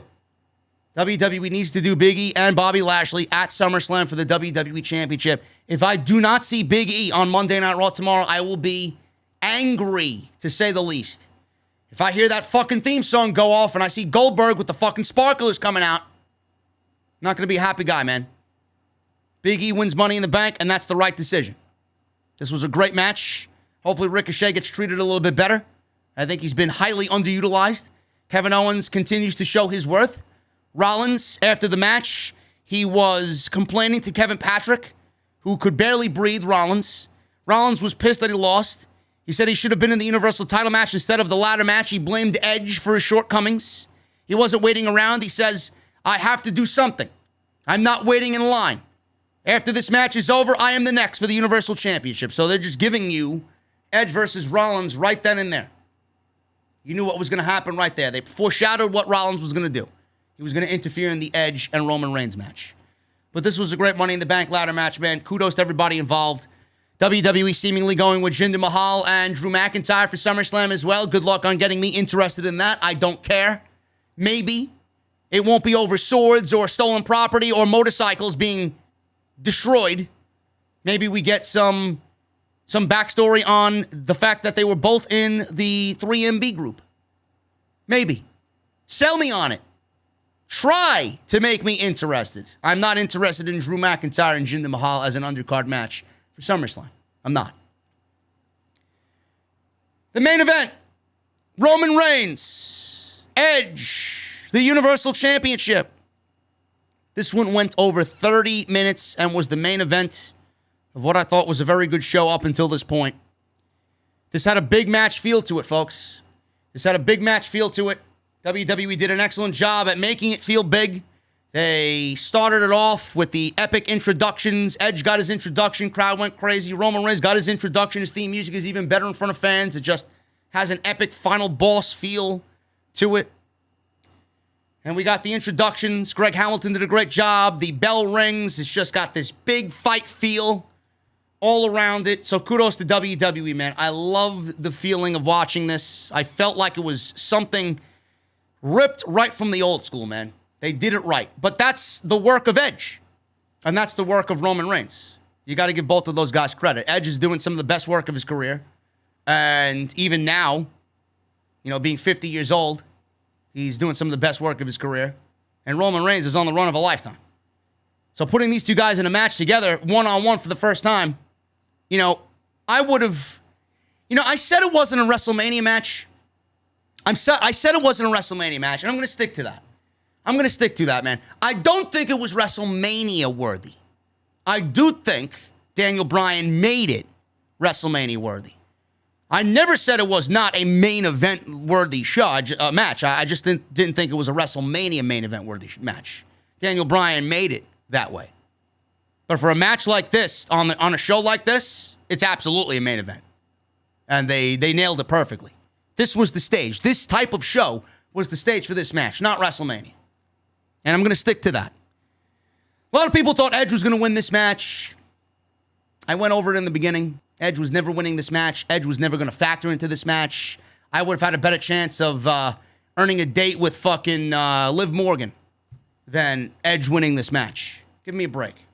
Edge was never going to win this match, man. Roman Reigns was always going to walk out of Money in the Bank with the Universal Championship. There were wrestling holds. I know that may be a foreign language to some of you guys. There were wrestling holds in this match. Some chants in the Dickies Arena where Roman can't wrestle or you can't wrestle. Some people were tweeting their displeasure at me. This match sucks. This is the worst match on the show. I said, just calm your fucking tits down, please. The match is not even halfway over yet. You're already fucking proclaiming that it's the end of the fucking world, that this match is boring. I guess you guys don't like good professional wrestling. I don't know what to fucking tell you. There were wrestling holds here, man. Back and forth. Edge targeted Reigns' arm and shoulder. Reigns bailed from the ring. Reigns came back. Right hands to Edge. Knocked him out of the ring. Edge went after him, but Reigns gave him a Samoan drop on the outside. Edge and Reigns were going back and forth. Reigns toyed with Edge, attacked him around ringside for a little bit. They stayed on the outside, breaking the referee's count every now and then. The crowd chanted, Roman sucks. He was playing up to the crowd, as Roman usually does great. Reigns held Edge for a long time in a rest hold. Headlocks, shin locks. That's where the this is boring chants or Roman can't wrestle chants came in. 14 minutes in. And it was slowly being built. You got to go through the hills and valleys before you get to the fucking intense ending, man.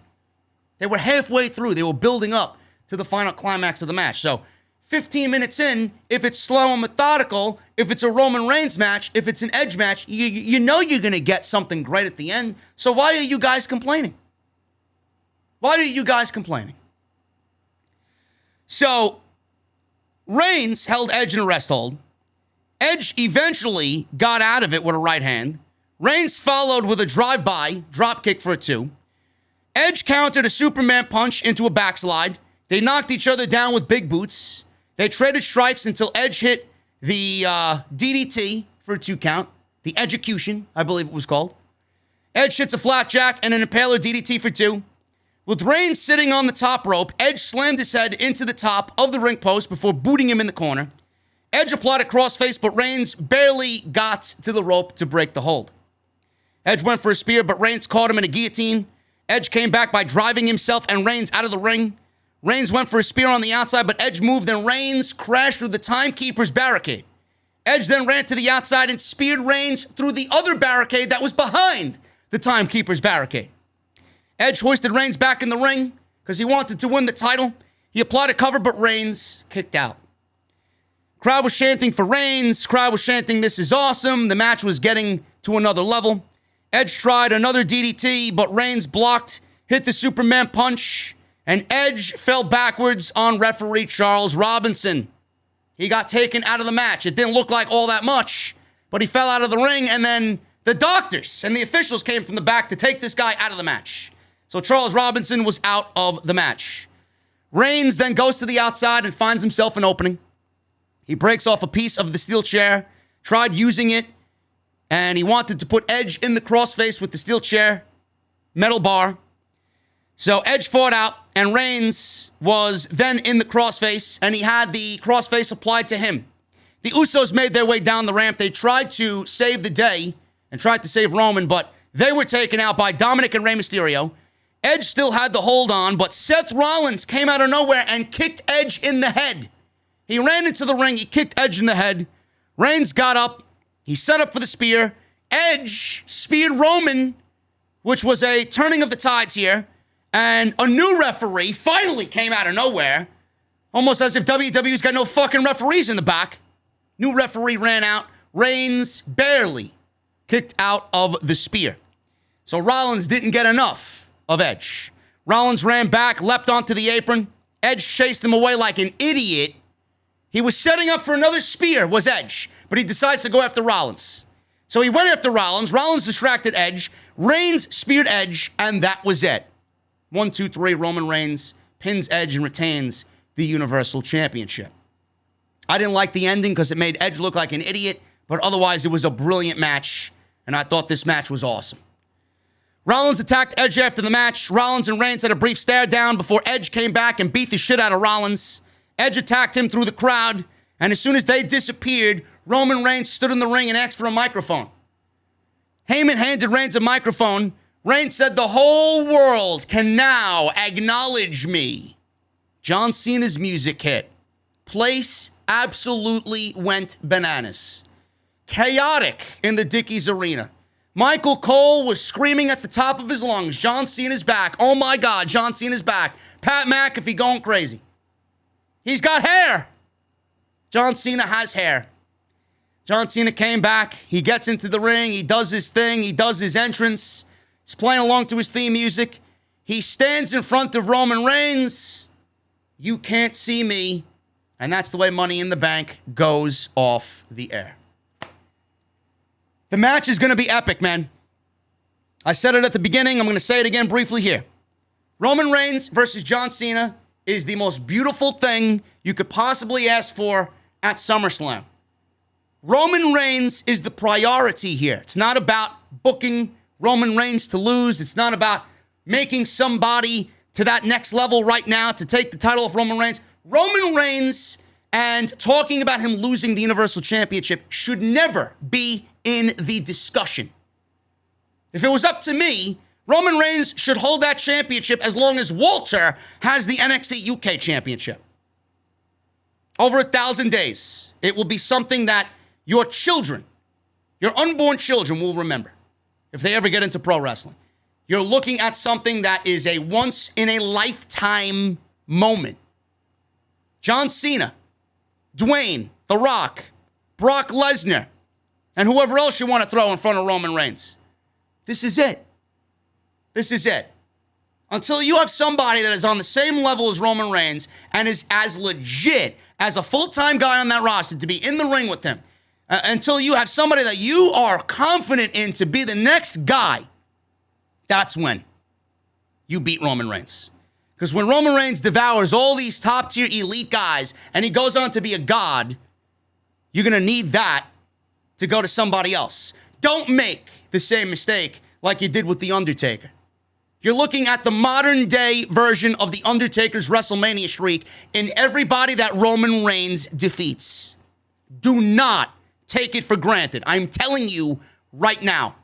You want to build a new star? You're going to need somebody after Roman Reigns, because right now, you don't have anybody after Roman Reigns. You didn't have anybody after John Cena. Roman Reigns was that guy. You refused to turn him heel. Now look at him. He's the superstar that we should have got fucking 3 years ago. He's the guy that you should have got 3 years ago. Can you imagine if WWE did the right thing in the middle of his atrocious babyface run? Where he would be now? Who's next after Roman? You got to start thinking about it. But you got the makings of somebody after Roman as long as Roman keeps winning, because whoever beats him is going to be just as big as he is. Don't take it for granted. Telling you right now. This was the best Money in the Bank show in years. This was an awesome show. I don't expect anybody to sit here and agree with me. If you liked it, you liked it. If you didn't, you didn't. I enjoyed it. I'm not too positive on WWE, and sometimes when I'm positive about WWE, it doesn't last for more than a couple of weeks, because usually they let you down. But good wrestling is good wrestling, and I never bullshit you guys. It was a great show, and if you missed it, go out and watch it. I'm pretty sure you'll enjoy it just as much as I did. I want to thank you guys for joining me tonight, man. We had 3,600 and still have 3,400 in the chat right now. I would love if you all continue to hang out with me, man. I really do. I would love if you continue to hang out with me. We're going to go over some super chats right now. There are a lot of them. So grab your cold beverages, sit back, relax. And again, thank you so much, man.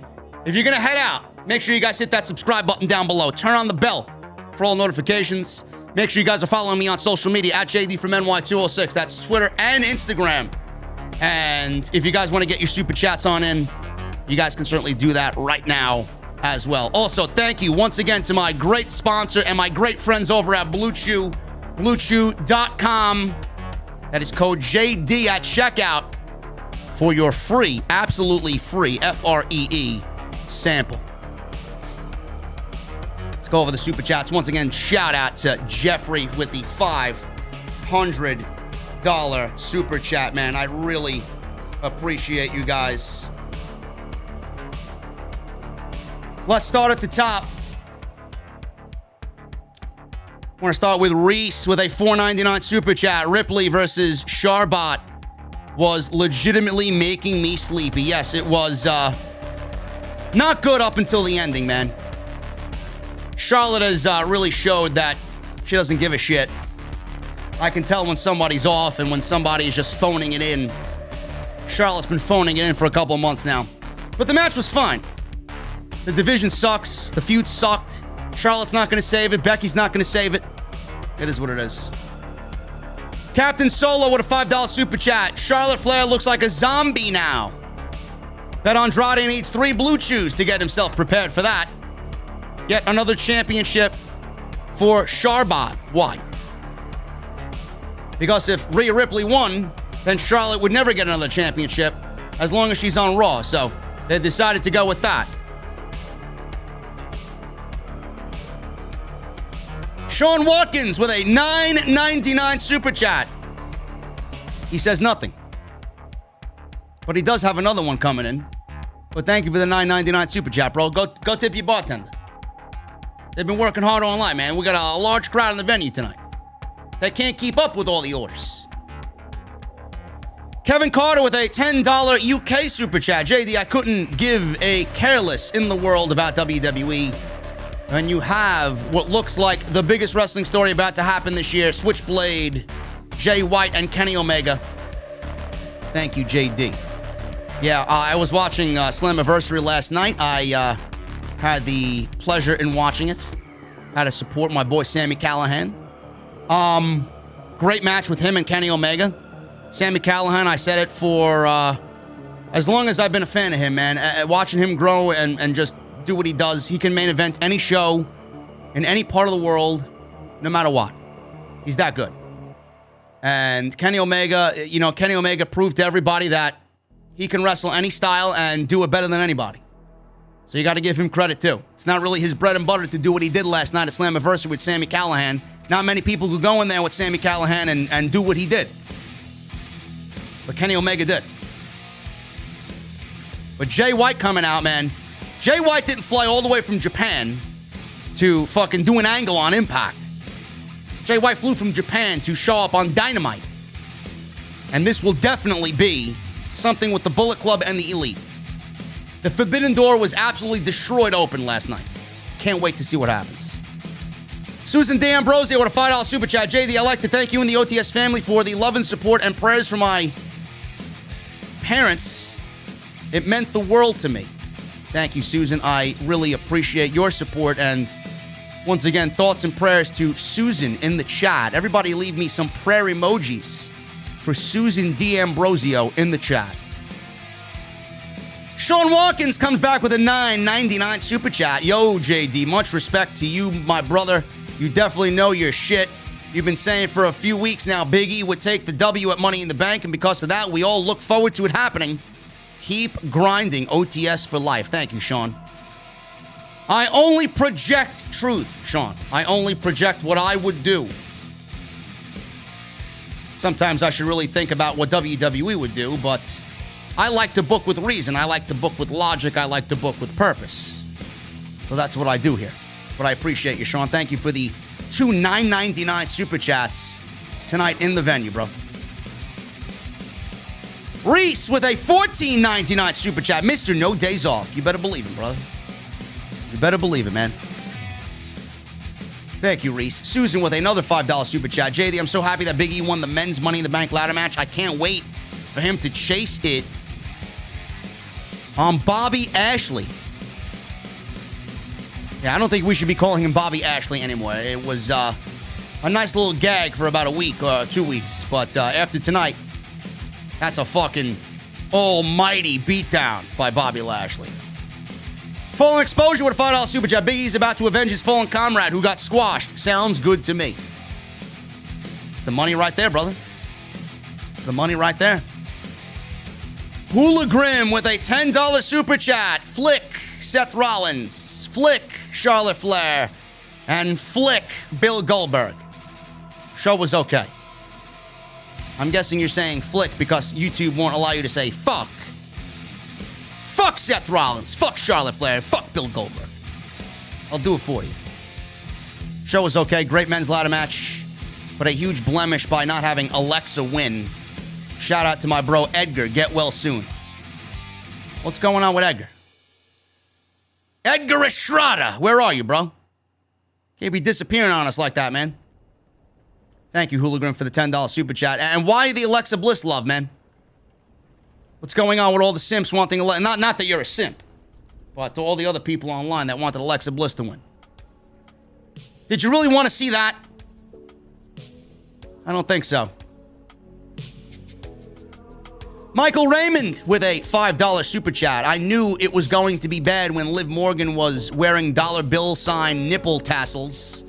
Demeaning and disgraceful. Vince ought to be ashamed. Poor Liv. I didn't even notice that, bro. I didn't even notice that, to be honest with you. Liv Morgan deserves better, man. She's done a lot to get herself over lately. Crowd seems to be getting behind her a little bit more. You got to start building new stars, man. Fuck the Charlottes and fuck the Rhea Ripleys. They're trash.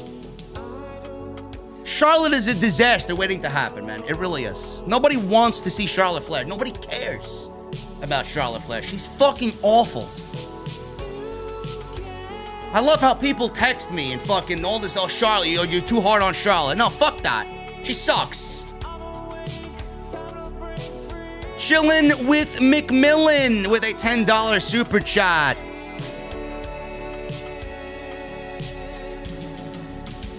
Was anybody else having trouble with Peacock? The stream kept cutting in and out for me, but the show overall was a bore fest. 3 out of 10. Come on, McMillan. Really, bro? Really, bro? A bore fest? The women's ladder match, yes. Charlotte and Rhea, yes. But other than that, it was a great show, man. Pumpkin with a $5 super chat. You can't see me. John Cena stealing Peacock's gimmick tonight. Or is it Peacock stealing John Cena's gimmick?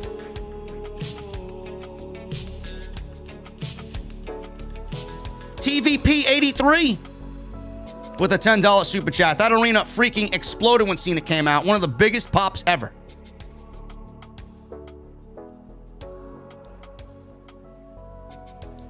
I thought it was awesome. I love me some John Cena, man. I really do.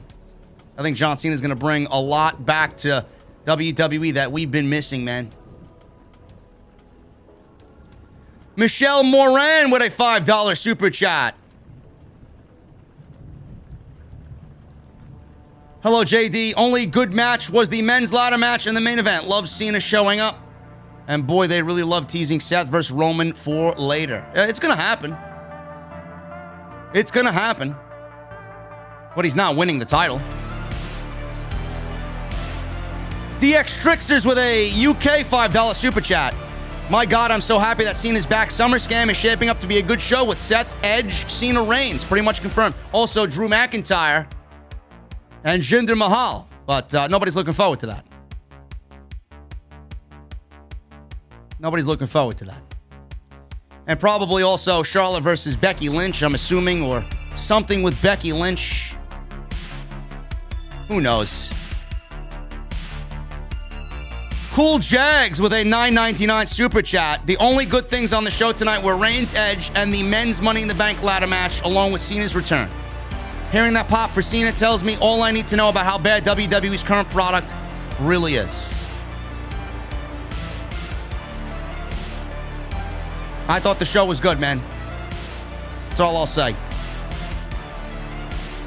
The Edge Reigns match, the men's Money in the Bank match, and Cena's return gave it a thumbs up anyway. So it's a thumbs up show, no matter what you liked or what you didn't like. It was a thumbs up show. Mendelf's Isma with a $5.99 super chat. I enjoyed the show tonight. And join the list of the top 5 people ever to say my name right from the start. You're a mastermind predicting everything. Mendelf's. Appreciate you, brother.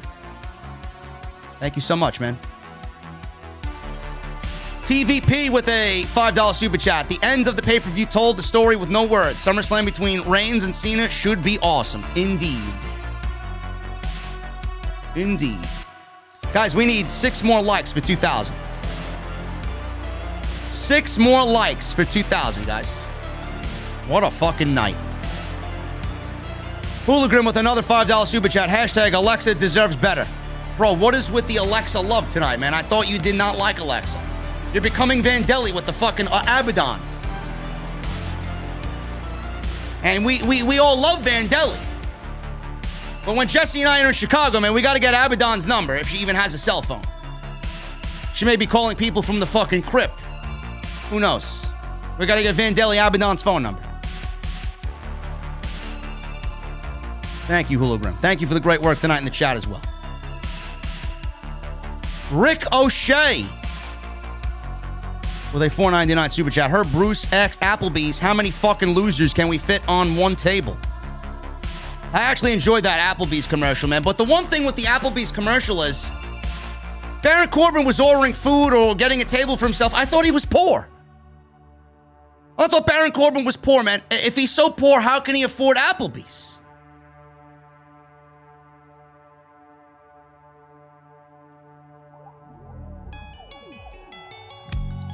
DX Trixers with a $5 super chat. I'd much rather have Big E versus Lashley than Lashley versus Oldberg.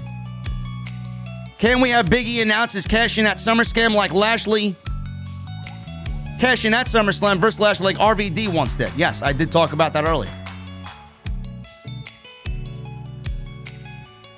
Jake Ace in the chat says, my mom loves you, JD. Yeah, mothers usually have that effect with me.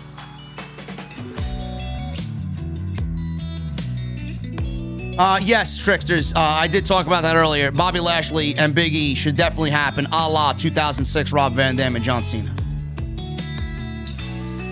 Jesse X, where the fuck was Titus during that commercial? Bro, Titus is not happy, man. They all went out to fucking Applebee's instead of actually going to him for food. He came to me fucking seething angry, bro. He can't understand why they love Applebee's and not him. I don't know. Micah with a $1.99 super chat. I popped so loud for Cena's return. I'm happy he's back. I'm happy he's back too, brother. I think John Cena is going to be a big deal on SmackDown Friday, man. I legit can't wait for SmackDown.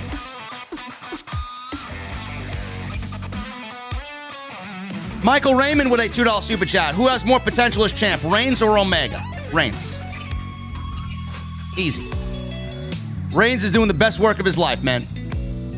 Not to say that Omega's doing bad. Omega's doing great as well, man. Omega is one of the best in the world, if not the best in the world. But Reigns right now, he's the number one guy in all pro wrestling. He doesn't need to be the ring tactician or the ring general that fucking Omega is. You know? He doesn't need to be the best in the ring. Reigns is doing it all right now, man. The storytelling from Reigns is on a completely different planet.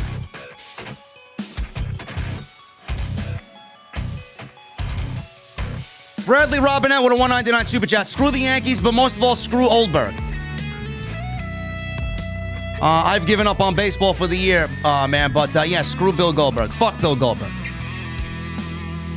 Fallen Exposure with a $5 super chat. I had no issues on my stream, but it wasn't Peacock. Saw that Cena reveal was coming.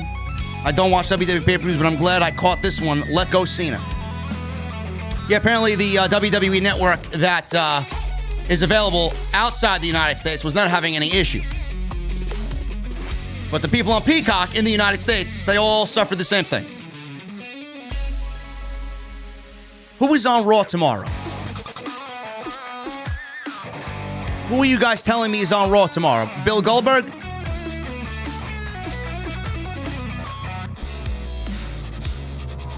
Someone tell JD Cena is appearing on Raw. Why is John Cena appearing on Raw?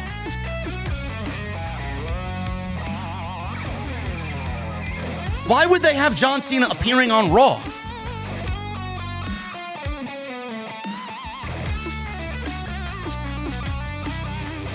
It's probably, listen, I don't want to jump to conclusions. He's not challenging Bobby Lashley. I mean, I honestly think it's just John Cena being back in front of the WWE Universe. It's the first show for Raw back in front of fans. They want to pop a big rating. They announced it ahead of time, which is good on them. And he'll probably announce his intentions to show up on Friday and confront Roman Reigns. John Cena could do whatever he wants, man. John Cena could legitimately do whatever he wants. So they're using him to bridge him between Raw and SmackDown. It's great. Raging Girl Gamer with a $9.99 super chat. I can't troll here seeing John Cena and Big E winning Money in the Bank. I love this pay-per-view. This made my night. It's a good night when Rage is not intoxicated. And we don't have to flag Rage at the bar. It's a nice wholesome comment there. John Cena, Big E, Roman Reigns, Edge, good night. It's a good night for Raw, man. Mendelts with a $2 super chat. By the way, Peacock sucks. What the hell was that? I have no idea, bro. Peacock sucks. Until it happens again at SummerSlam. Michael Raymond with a $5 super chat. JD, will you review the AAA, AEW, New Japan, and Impact Super Show for Bound for Glory? We missed you last night, brother. Omega Callahan rocked. Pizza Cutter. Michael, I watched the show. I don't review Impact. I'll leave that to the other geeks in the community because when I cover Impact, nobody's going to give a shit. But yes, I will be watching Bound for Glory. Tony Brown, $4.99. JD, been waiting on you to spill the tea, young man. Best thing on YouTube. Number one in your position. Thank you, Tony Brown. Appreciate you, bro. And yes, we were probably number one tonight. I am assuming I got to ask Hoop Media if we were number one. My analyst, Hoop Media, was in the chat. I don't know where they went. I think they're sleeping. They got bored. Or something along the lines of having work tomorrow. Something like that. Stefan Chapman with a $4.99 super chat. Thank you, bro. No message. Go tip your bartender. Don't give it to me. Go tip the fucking ladies at the bar, man. They're working hard tonight. Cool Jags, $4.99 super chat. Also, this is the best run I've seen from Bobby Lashley ever, so all credit to him and MVP that Vince hasn't fucked him up yet. Well, he hasn't been booked like a strong champion. There was that little stretch where he got the Hurt Business taken away from him and he looked weak. So hopefully they do the right thing and give him Big E at SummerSlam. Hoolagrim with a $5 super chat. Who is this Bray Wyatt clown you keep mentioning? I don't know. Apparently some guy that wears a creepy mask and got his gimmick stolen from a female. Everything from his gimmick to his fucking persona to his finishing move. I won't be surprised if this clown is fired in the next round of cuts. Then he could go to AEW and revise the old Bray Wyatt gimmick, the Eater of Worlds, and feud with fucking Malachi Black. Rob Mash with a $5 super chat. Why do I feel like Johnny Gargano could be the next Daniel Bryan if he's booked on the main roster just right as a face? Gargano versus Reigns future. No, I'm well past that. I don't want Johnny Gargano anywhere near the fucking main roster, man. They'd bury him alive.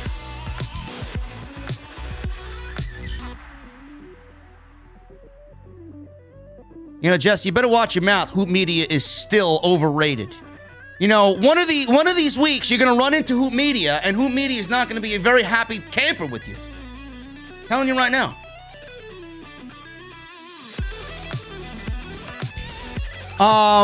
No, Rob. I don't want Johnny Gargano anywhere near the main roster. I don't want anybody in NXT near the main roster, but it's a foregone conclusion. Game Changer with a $3.99 super chat. Did you see Cena do the Wolfpack signal? No, I did not. I did not see that. Speaking of Game Changer, I may be in Atlantic City next Saturday for the GCW show, Matt Cardona versus Nick Gage. So if anybody's going to show up for that, man, I will be there. More than likely. I'm thinking about getting tickets to that, man, because I'm not too far from where that's taking place.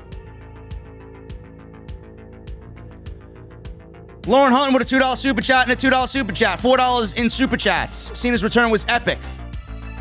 SummerSlam's going to be epic with Cena, Reigns, Edge, Seth. Yes, it will be.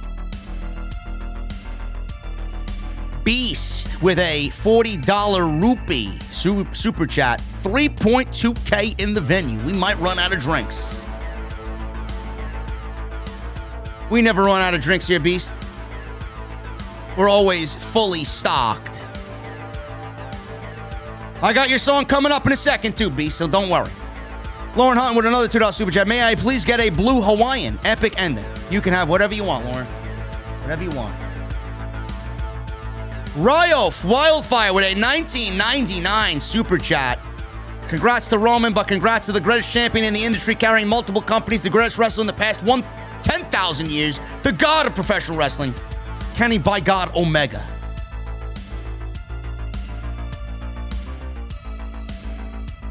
Is he really the god of professional wrestling, man? Roman Reigns is on one brand, and he's a god on SmackDown in WWE. Reigns is doing it better than Omega right now. I gotta admit. Reigns is the biggest heel and the biggest guy in all of pro wrestling right now. Not to take anything away from Omega.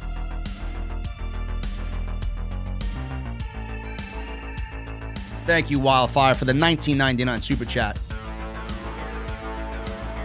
Dre Johnson with a $4.99 super chat. Man, instead of WWE giving us another Becky vs. Charlotte, I wish they got a deal done to debut Tessa on Raw.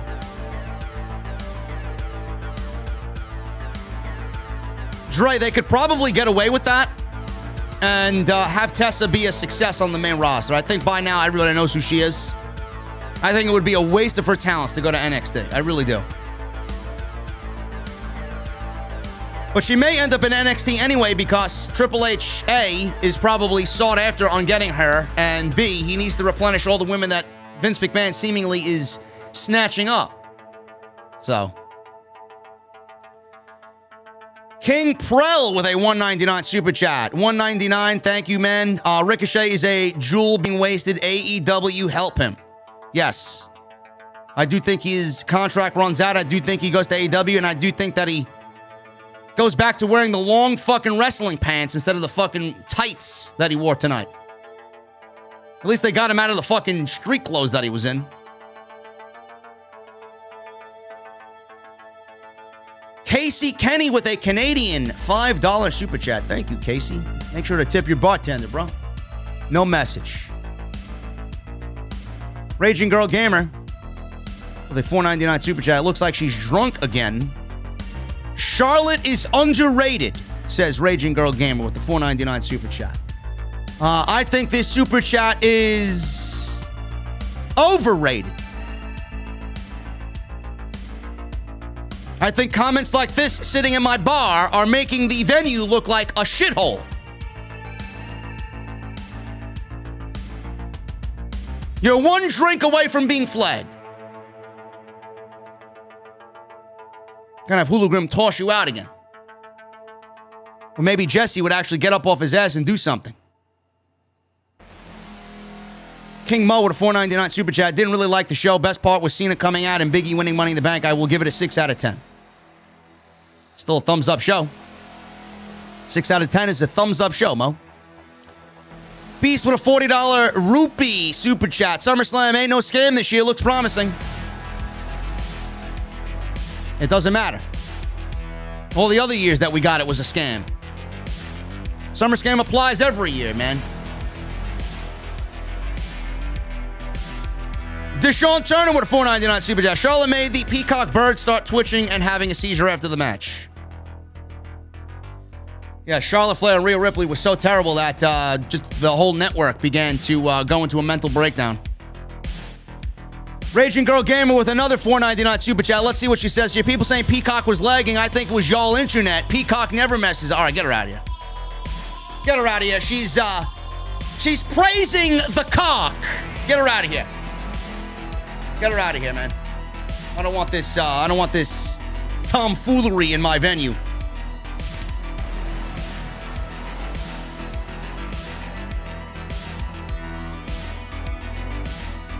Lauren Hutton with a $10 super chat.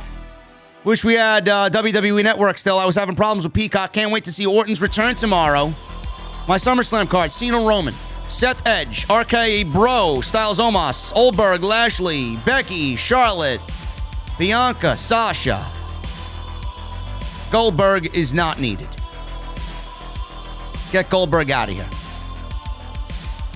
Montreal Rather with a $5 super chat. When you're related to The Rock, I guess it is expected to get privilege, especially when you're Nia Jax and Jimmy Uso. Talk about being enabled.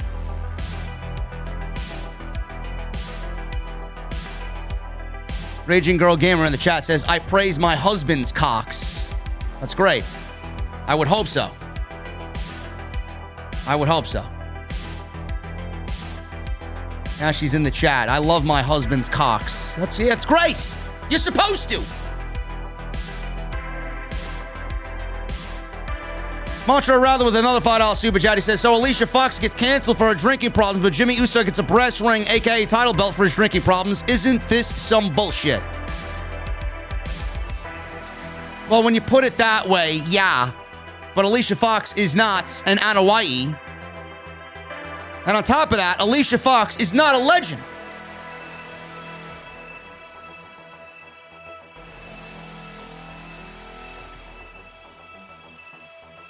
Raging Girl Gamer acknowledges her husband's cocks. Yes. Yes. I would like to think so, yes. Chilling with McMillan with a $5 super chat. I feel like gimmicks like Nikki's and Alexa's appeals to embryos. You ain't wrong with that. You ain't wrong with that, McMillan. You are not wrong with that at all, my friend.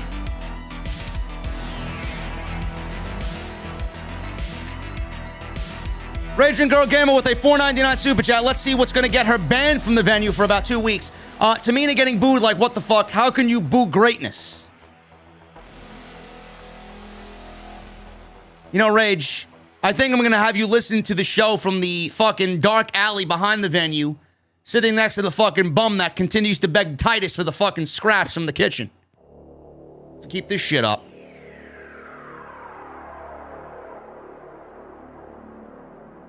Toan Redskins, WFT Fan Ho. It's quite the name you got there, bro. $10 super chat. I think that's why Naomi deletes her Twitter account, because the wrestling geeks abused and harassed her because of Jimmy Uso being drunk, in my opinion. What do you think, JD? I'm glad Black went to AEW. That's exactly why she deleted it, Toan Redskins, WFT Fan Ho. That's exactly why she deleted it, because the geeks online don't know when to mind their own fucking business.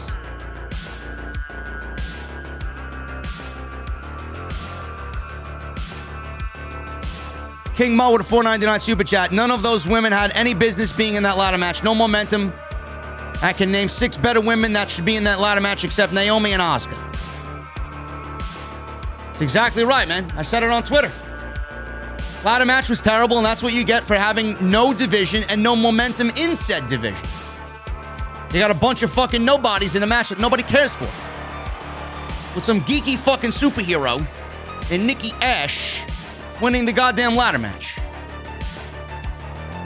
Indigo with a $5 super chat. What is up, man? Hey, JD, much respect. The men's Money in the Bank was great. Edge Roman, like you said, felt like I was watching WWF. Really happy seeing his back. Another awesome live stream. Thank you, Indigo. Mr. Cake with a $5 super chat. It's the most WWE thing ever to give the Money in the Bank to one of the weakest crowd reactions. I'm absolutely gutted for Liv Morgan and Naomi. Bro, listen, it's not that bad. Don't lose sleep over it. Nikki's not winning any world titles, bro. Don't worry about it. WWE only gave Nikki Cross the Money in the Bank briefcase because they know people like me hate it and they want to shut me up. Oh, look, it's successful. He's so wrong. Shit sucks. I want adult when I watch pro wrestling. I don't watch fucking kids Nickelodeon. It's like I'm watching Baby Shark with fucking Nikki Cross on the screen, man. You fucking kidding me?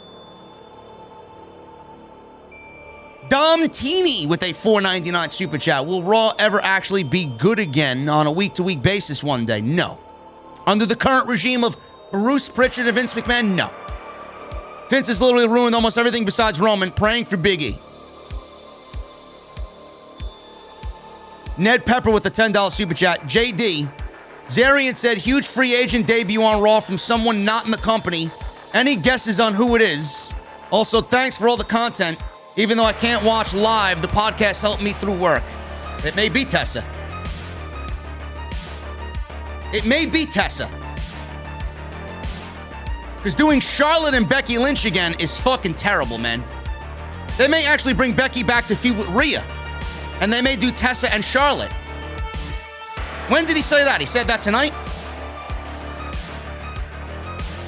A huge free agent debut on Raw from someone not in the company. I don't know, man.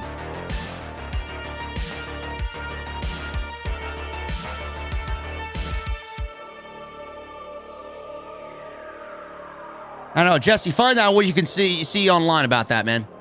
If you see anything right now. Thank you, Ned. I appreciate the $10 more. Raging Girl Gamer, $4.99 super chat. Okay, JD, you squashed a fly, a family man that was probably bringing food to their family table. Damn it, JD. I don't know what to say, man. Fuck the fly. And you are not allowed in my live stream buzzing around me. Bzz, bzz, throwing me off. Get out. The fly got expunged. Just like I'm about to expunge you at the venue if you keep drinking. Black Z Fighter with the $2.99 super chat. Oldberg, get off my TV shirts coming soon. I should. I think they'd sell like hotcakes.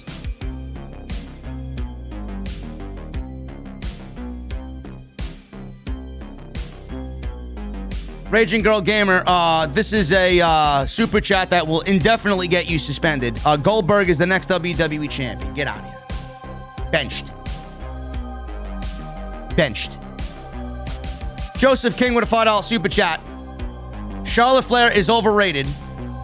My personal favorite female pro wrestler is Gail Kim. Where would you rank Gail Kim as a wrestler? By the way, love your show. Joseph, I am not really all that up on Gail Kim's body of work, but I love her husband. I love Robert Irvine, man.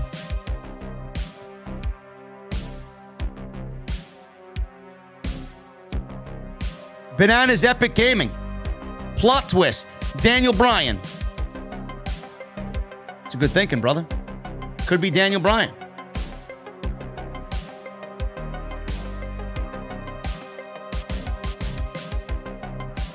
Ernie Vasquez with a $4.99 super chat. What an ending. The kid in me jumped off the couch when Cena's music hit. Great review, JD, as always. Here's a $5 tip for the bartender. Cheers. Thank you, Ernie. Hooligan with a $5 super chat. My apologies tonight for Raging Girl Gamer. I feared this would happen, so I gave her the flag on Twitter when Money in the Bank started, laughing my ass off. And she was flagged before Money in the Bank started? Jesus Christ. The fuck did she drink?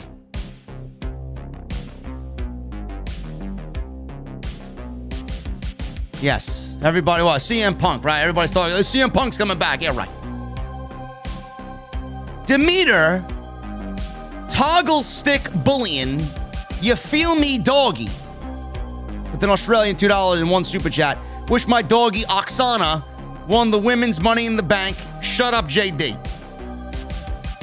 You know, there's, I I guess you could still super chat, but I got something. I got a filter on the chat. You got to be a subscriber for at least a month here to speak in the chat. It's a way for me to limit the trolls. But I guess you could send the super chat like Demeter here, bullying, and get your point across. Shut up, JD, he says. Thank you for my Dunkin' Donuts coffee tomorrow morning. Mr. Cake with a $10 super chat. SmackDown Women's title has always been where it's at. Raw's women's division is bad no matter who's the champ. Sucked with Ronda, sucked with Becky, sucked with Asuka, sucked with Rhea. SmackDown, NXT have it down for now. They gotta see what happens with Toni Storm and Tegan, Nox, and Shotzi Blackheart, and Sasha Banks coming back. Thank you, Cake. Always appreciate it, bro.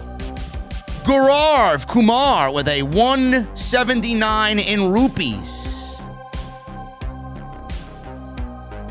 John China as a heel character, would it work? No. I don't think anybody cares about John's comments on China. Or whatever he was, Taiwan, whatever the fuck he was talking about. Who cares? Israel with a $10 super chat. I thought it was only me or my internet was acting up. A good thing I have my Chromecast still. I was able to watch the rest of the show. It was okay, but you're right, JD. Peacock sucks. Great review as always. We had to go through that for about 10 minutes, but all we did was refresh, start the Peacock app over again, and then it was fine. Israel with another $2 super chat. I was surprised John Cena showed up at the end. I'm not. WrestleVotes kind of gave it away earlier.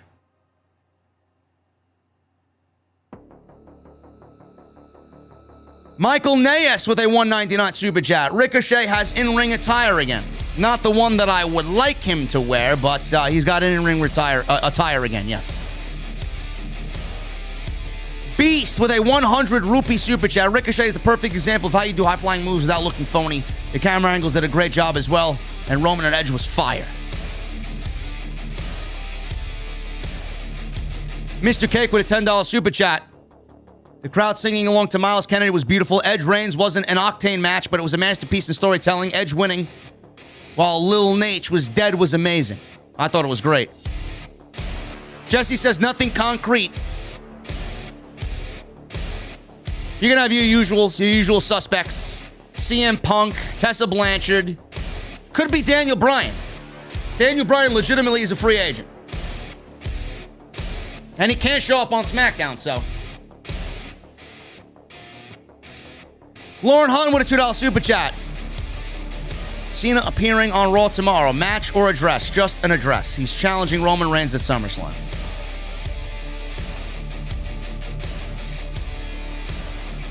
Little Flip 327 with a $5 super chat. Cena pop felt almost nostalgic for me. Appreciate the hard work all week, JD, the OTS family. Please don't let us see Oldberg tomorrow night. Good night. I hope to God not, bro.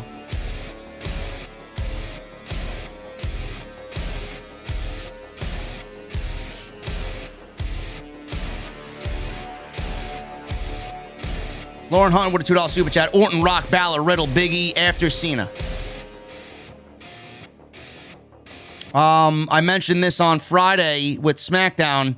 After Cena, it will probably be Rollins. After Rollins, it will probably be either Bobby Lashley or Big E at Survivor Series. If they do the brand versus brand warfare. I could see Balor in December and in January. And then we get Dwayne. Then we get Dwayne at WrestleMania. And then Roman beats them all.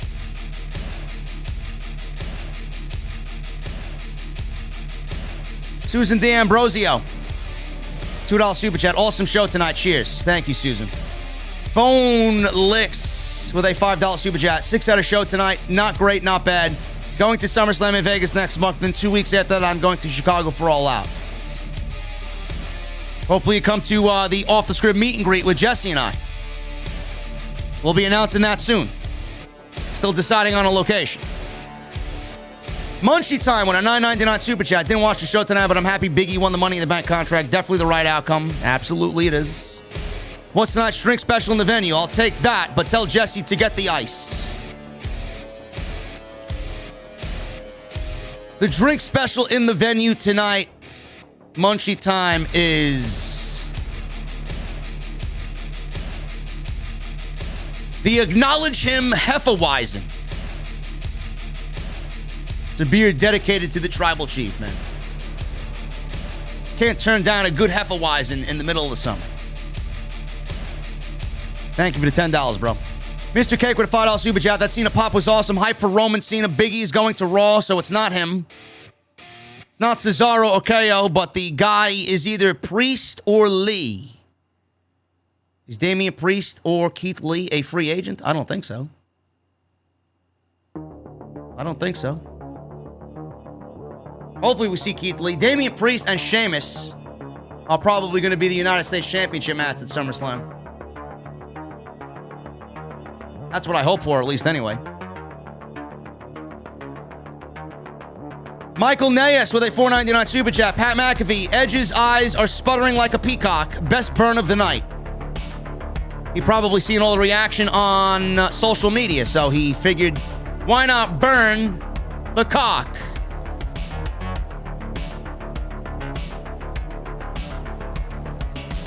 Furious Nation with a $5 super chat. Thank you, man. What's up, JD? I've been seeing a ton of rumors of Daniel Bryan going to AEW as of late. Thoughts? Jesse and I talked about that on Wednesday, brother. Daniel Bryan, for all we know, could be headed to Monday Night Raw tomorrow night because Andrew Zarian of the Madman Podcast said there's going to be a major free agent debuting on Monday Night Raw tomorrow, and Daniel Bryan is in the free agent category. Toan Redskins WFT Fan Ho becomes a new member in the venue, man. Thank you so much. What are you drinking? Sitting right back there with all of us, man. JT Golden with a $1.99 super chat. Morpheus JD for giving us the red pill about WWE. I'm always telling the truth about WWE, bro. Jaxo23 with a $24.99 super chat. I watched Money in the Bank pay-per-view without knowing any of the build since I haven't watched SmackDown and Raw in months. Fuck Seth Rollins, fuck the Android, and fuck Bill Goldberg. This pay-per-view is a 9 out of 10.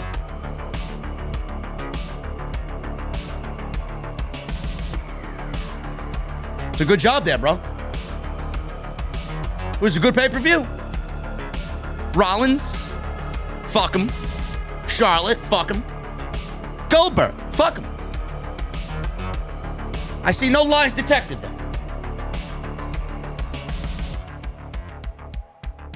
Chilling with McMillan with a $5 super chat. I may have been a bit harsh at the beginning. I'll give it a 5. The Roman Reigns stuff is legendary, and I can't wait to see where it goes. So you went from a 6... What? You give it a 3. So you're bumping it up to a 5. Okay. That's a little bit more acceptable. Sean with a $4.99 super chat. Did you notice the piped-in sound effects in the Rhea Ripley Charlotte match? It went from "This is awesome" and loud-ass cheers to complete silence. Again, guys, I did not notice. Jesse, did you hear any sounds or any piped-in crowd noise during the Charlotte and Rhea Ripley match? I wasn't paying attention. I think you guys are hearing things, man. WWE has piped in noise before with live audiences. There's nothing new.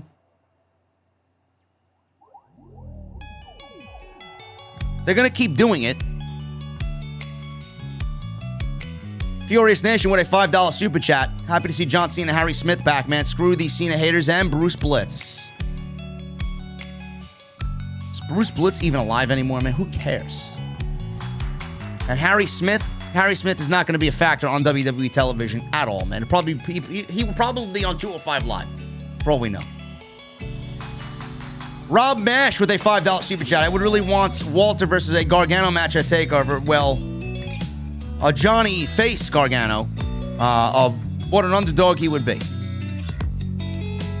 Bro, we don't need to see Gargano versus Walter. We've already had Tyler Bate versus Walter, and I don't think Gargano is going to be able to do the same type of match and make it that interesting when we already seen it with Tyler Bate.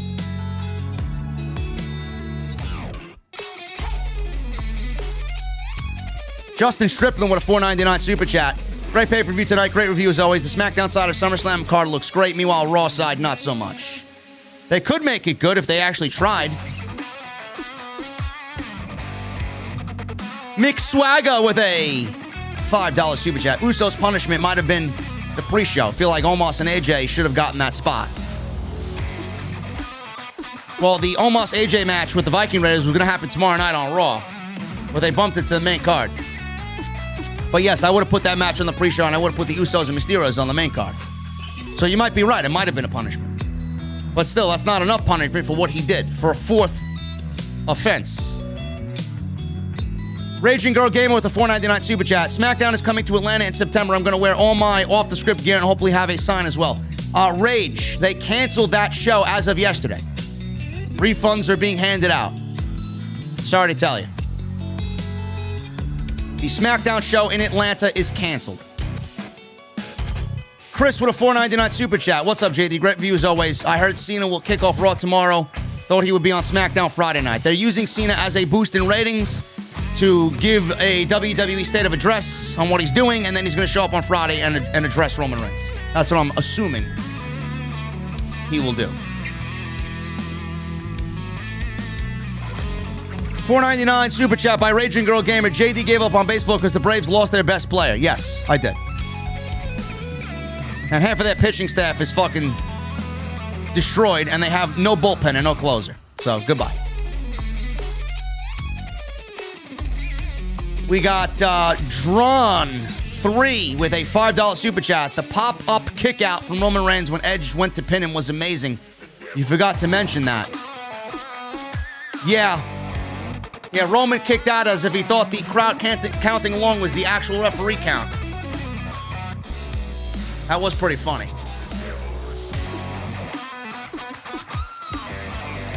Raging Girl Gamer with a $4.99 super chat. Shave your beard. No.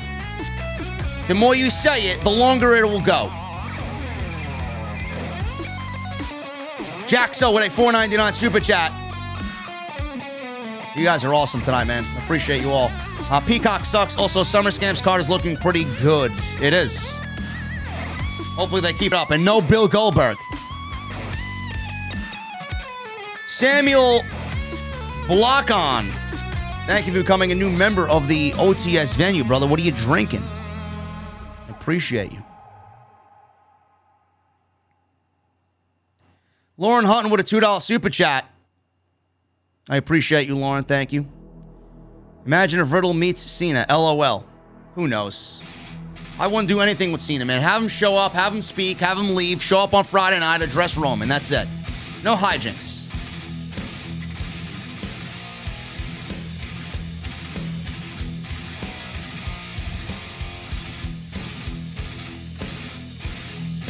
We have a new member in the super chat. We have Lord Esides becomes a new member of the OTS venue. Thank you, Lord.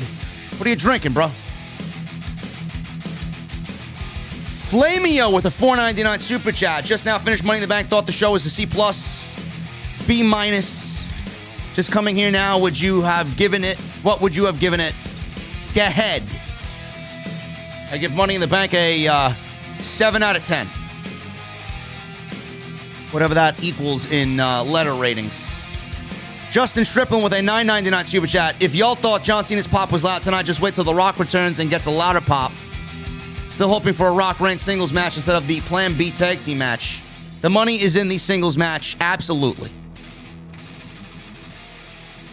Toan with a $5 super chat. Good review so far, JD. I love the matches you mentioned. Men's Money in the Bank match and Edge versus Roman. Raging Girl Game with a $4.99 super chat. Bro, don't do this. Alicia Fox is a legend. I'm more of a legend than Alicia Fox is, Rage. I'm more of a legend than Alicia Fox.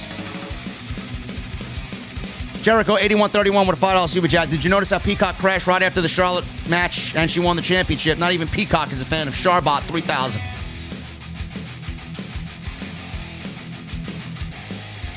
How many people did Charlotte put to sleep tonight? That's what probably happened. Half of the fucking people in the Peacock control room probably fell asleep because of the fucking match they had. JD23 with a $4.99 super chat. Cena won't destroy Roman on the mic like he did in 2017. Roman has evolved in every aspect of his game. Can't wait to see their back and forth promos. It is going to be magic, JD23. Magic. Mr. Cake with a $5 super chat. I got to give Issa, the Demon Diva, a shout out for the Roman Reigns tweet. I'm buying her a whiskey. Issa's a character, man. We love Issa over here. Raging Girl Gamer with a $4.99 super chat. Love you, JD, and the OTS family. I will continue to be the infamous troll of this community. Yeah, you really adopted this this persona quite nicely, you know. Lord with a $5 super chat. You made my night, JD. Working the overnight shift sucks. But getting to it while I listen to the Messiah of the YWC. Keep killing it, brother. Thank you, Lord. And thank you for becoming a member of the OTS venue, man. Always appreciative of my members here. I don't push it enough, but thank you guys very much. I'm going to have some new emojis and super chat emojis and all that nice stuff made very, very soon. Cora with the $5 super chat. Did you see Roman scold Jimmy referencing the DUI? I did not. I must have missed that. I must have gotten up. I must have gotten up and went to the bathroom or gotten a coffee or something. Did he reference the DUI? Won't be surprised either. WWE will acknowledge it on TV and then make light of it and then continue to give them championships. Grant LaPonder with an Australian $5 super chat. Just another great review from you, JD. Thank you so much, brother. Appreciate you. Raging Girl Gamer with a $4.99 super chat. When you have someone super chatting you to disrespect you, you know you've made it. When are you playing Cold War again soon so I can try and be on the opposite team again? I should be on tomorrow at some point, Rage. I think. You'll know. Just look out for the Twitter. I thank you, Grant LaPonder. I appreciate you, man. Mr. Cake with a $5 super chat. I can see Reigns beating all of the 08-09 top stars, Cena, Edge, Mysterio, Jeff Hardy, on his way to The Rock. Cheers, JD. That's where they may be going, Cake. Certainly looks like it. I don't know if it's intentional or not, but it certainly looks that way. Munchie time. Glad to see both of our teams, Braves and Royals, absolutely blow massive schlong. The Royals know how to start strong and then screw it up. Well, the Braves have just been ravaged with injury, man. If they were not injured and they had a healthy 100% team, they'd be in first place right now.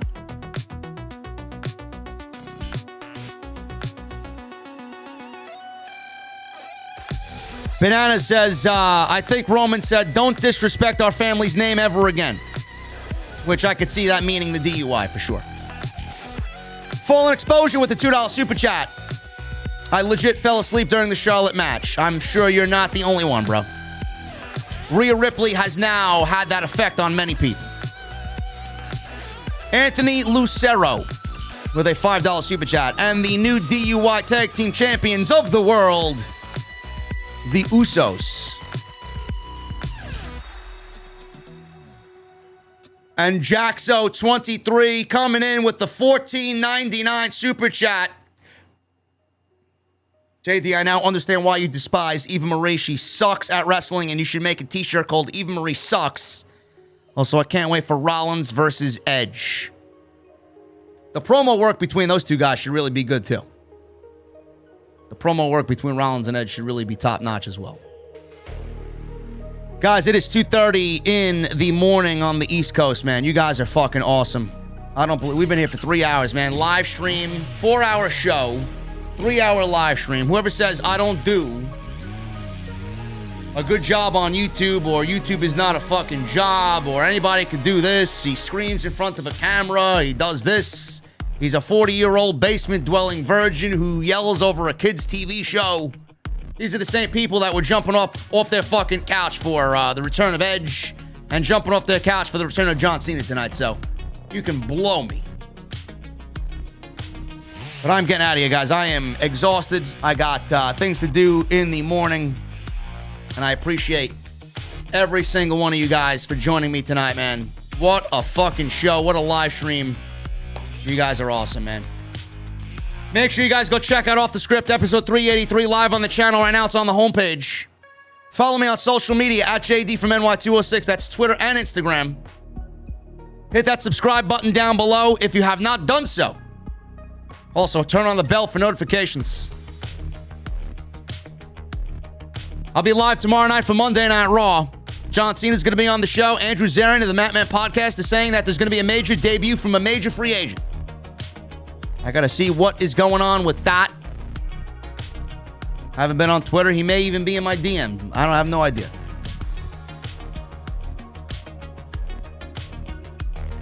BlueChew.com. Code JD at checkout. Go get your free samples. Patreon.com/JDfromNY206. And Bonfire.com, man. The exclusive home of the podcast. Go and get your Summer Scam shirts. The first batch is ending. You got 1 day, legitimately, to go get your t-shirts. So go get them and get yours before SummerSlam. Guys, I'm getting out of here. I appreciate everybody tonight. We filled the venue with 3,600. Thank you to all the super chats. You guys make my fucking night, man. But I need 2 things from me, man. Number 1, I need those guitar emojis in the chat. I need number 2, that music you listen to, I need that music on max. I'll see you guys tomorrow night for Monday Night Raw, man. We do it all over again. I'll see you guys tomorrow night for Raw.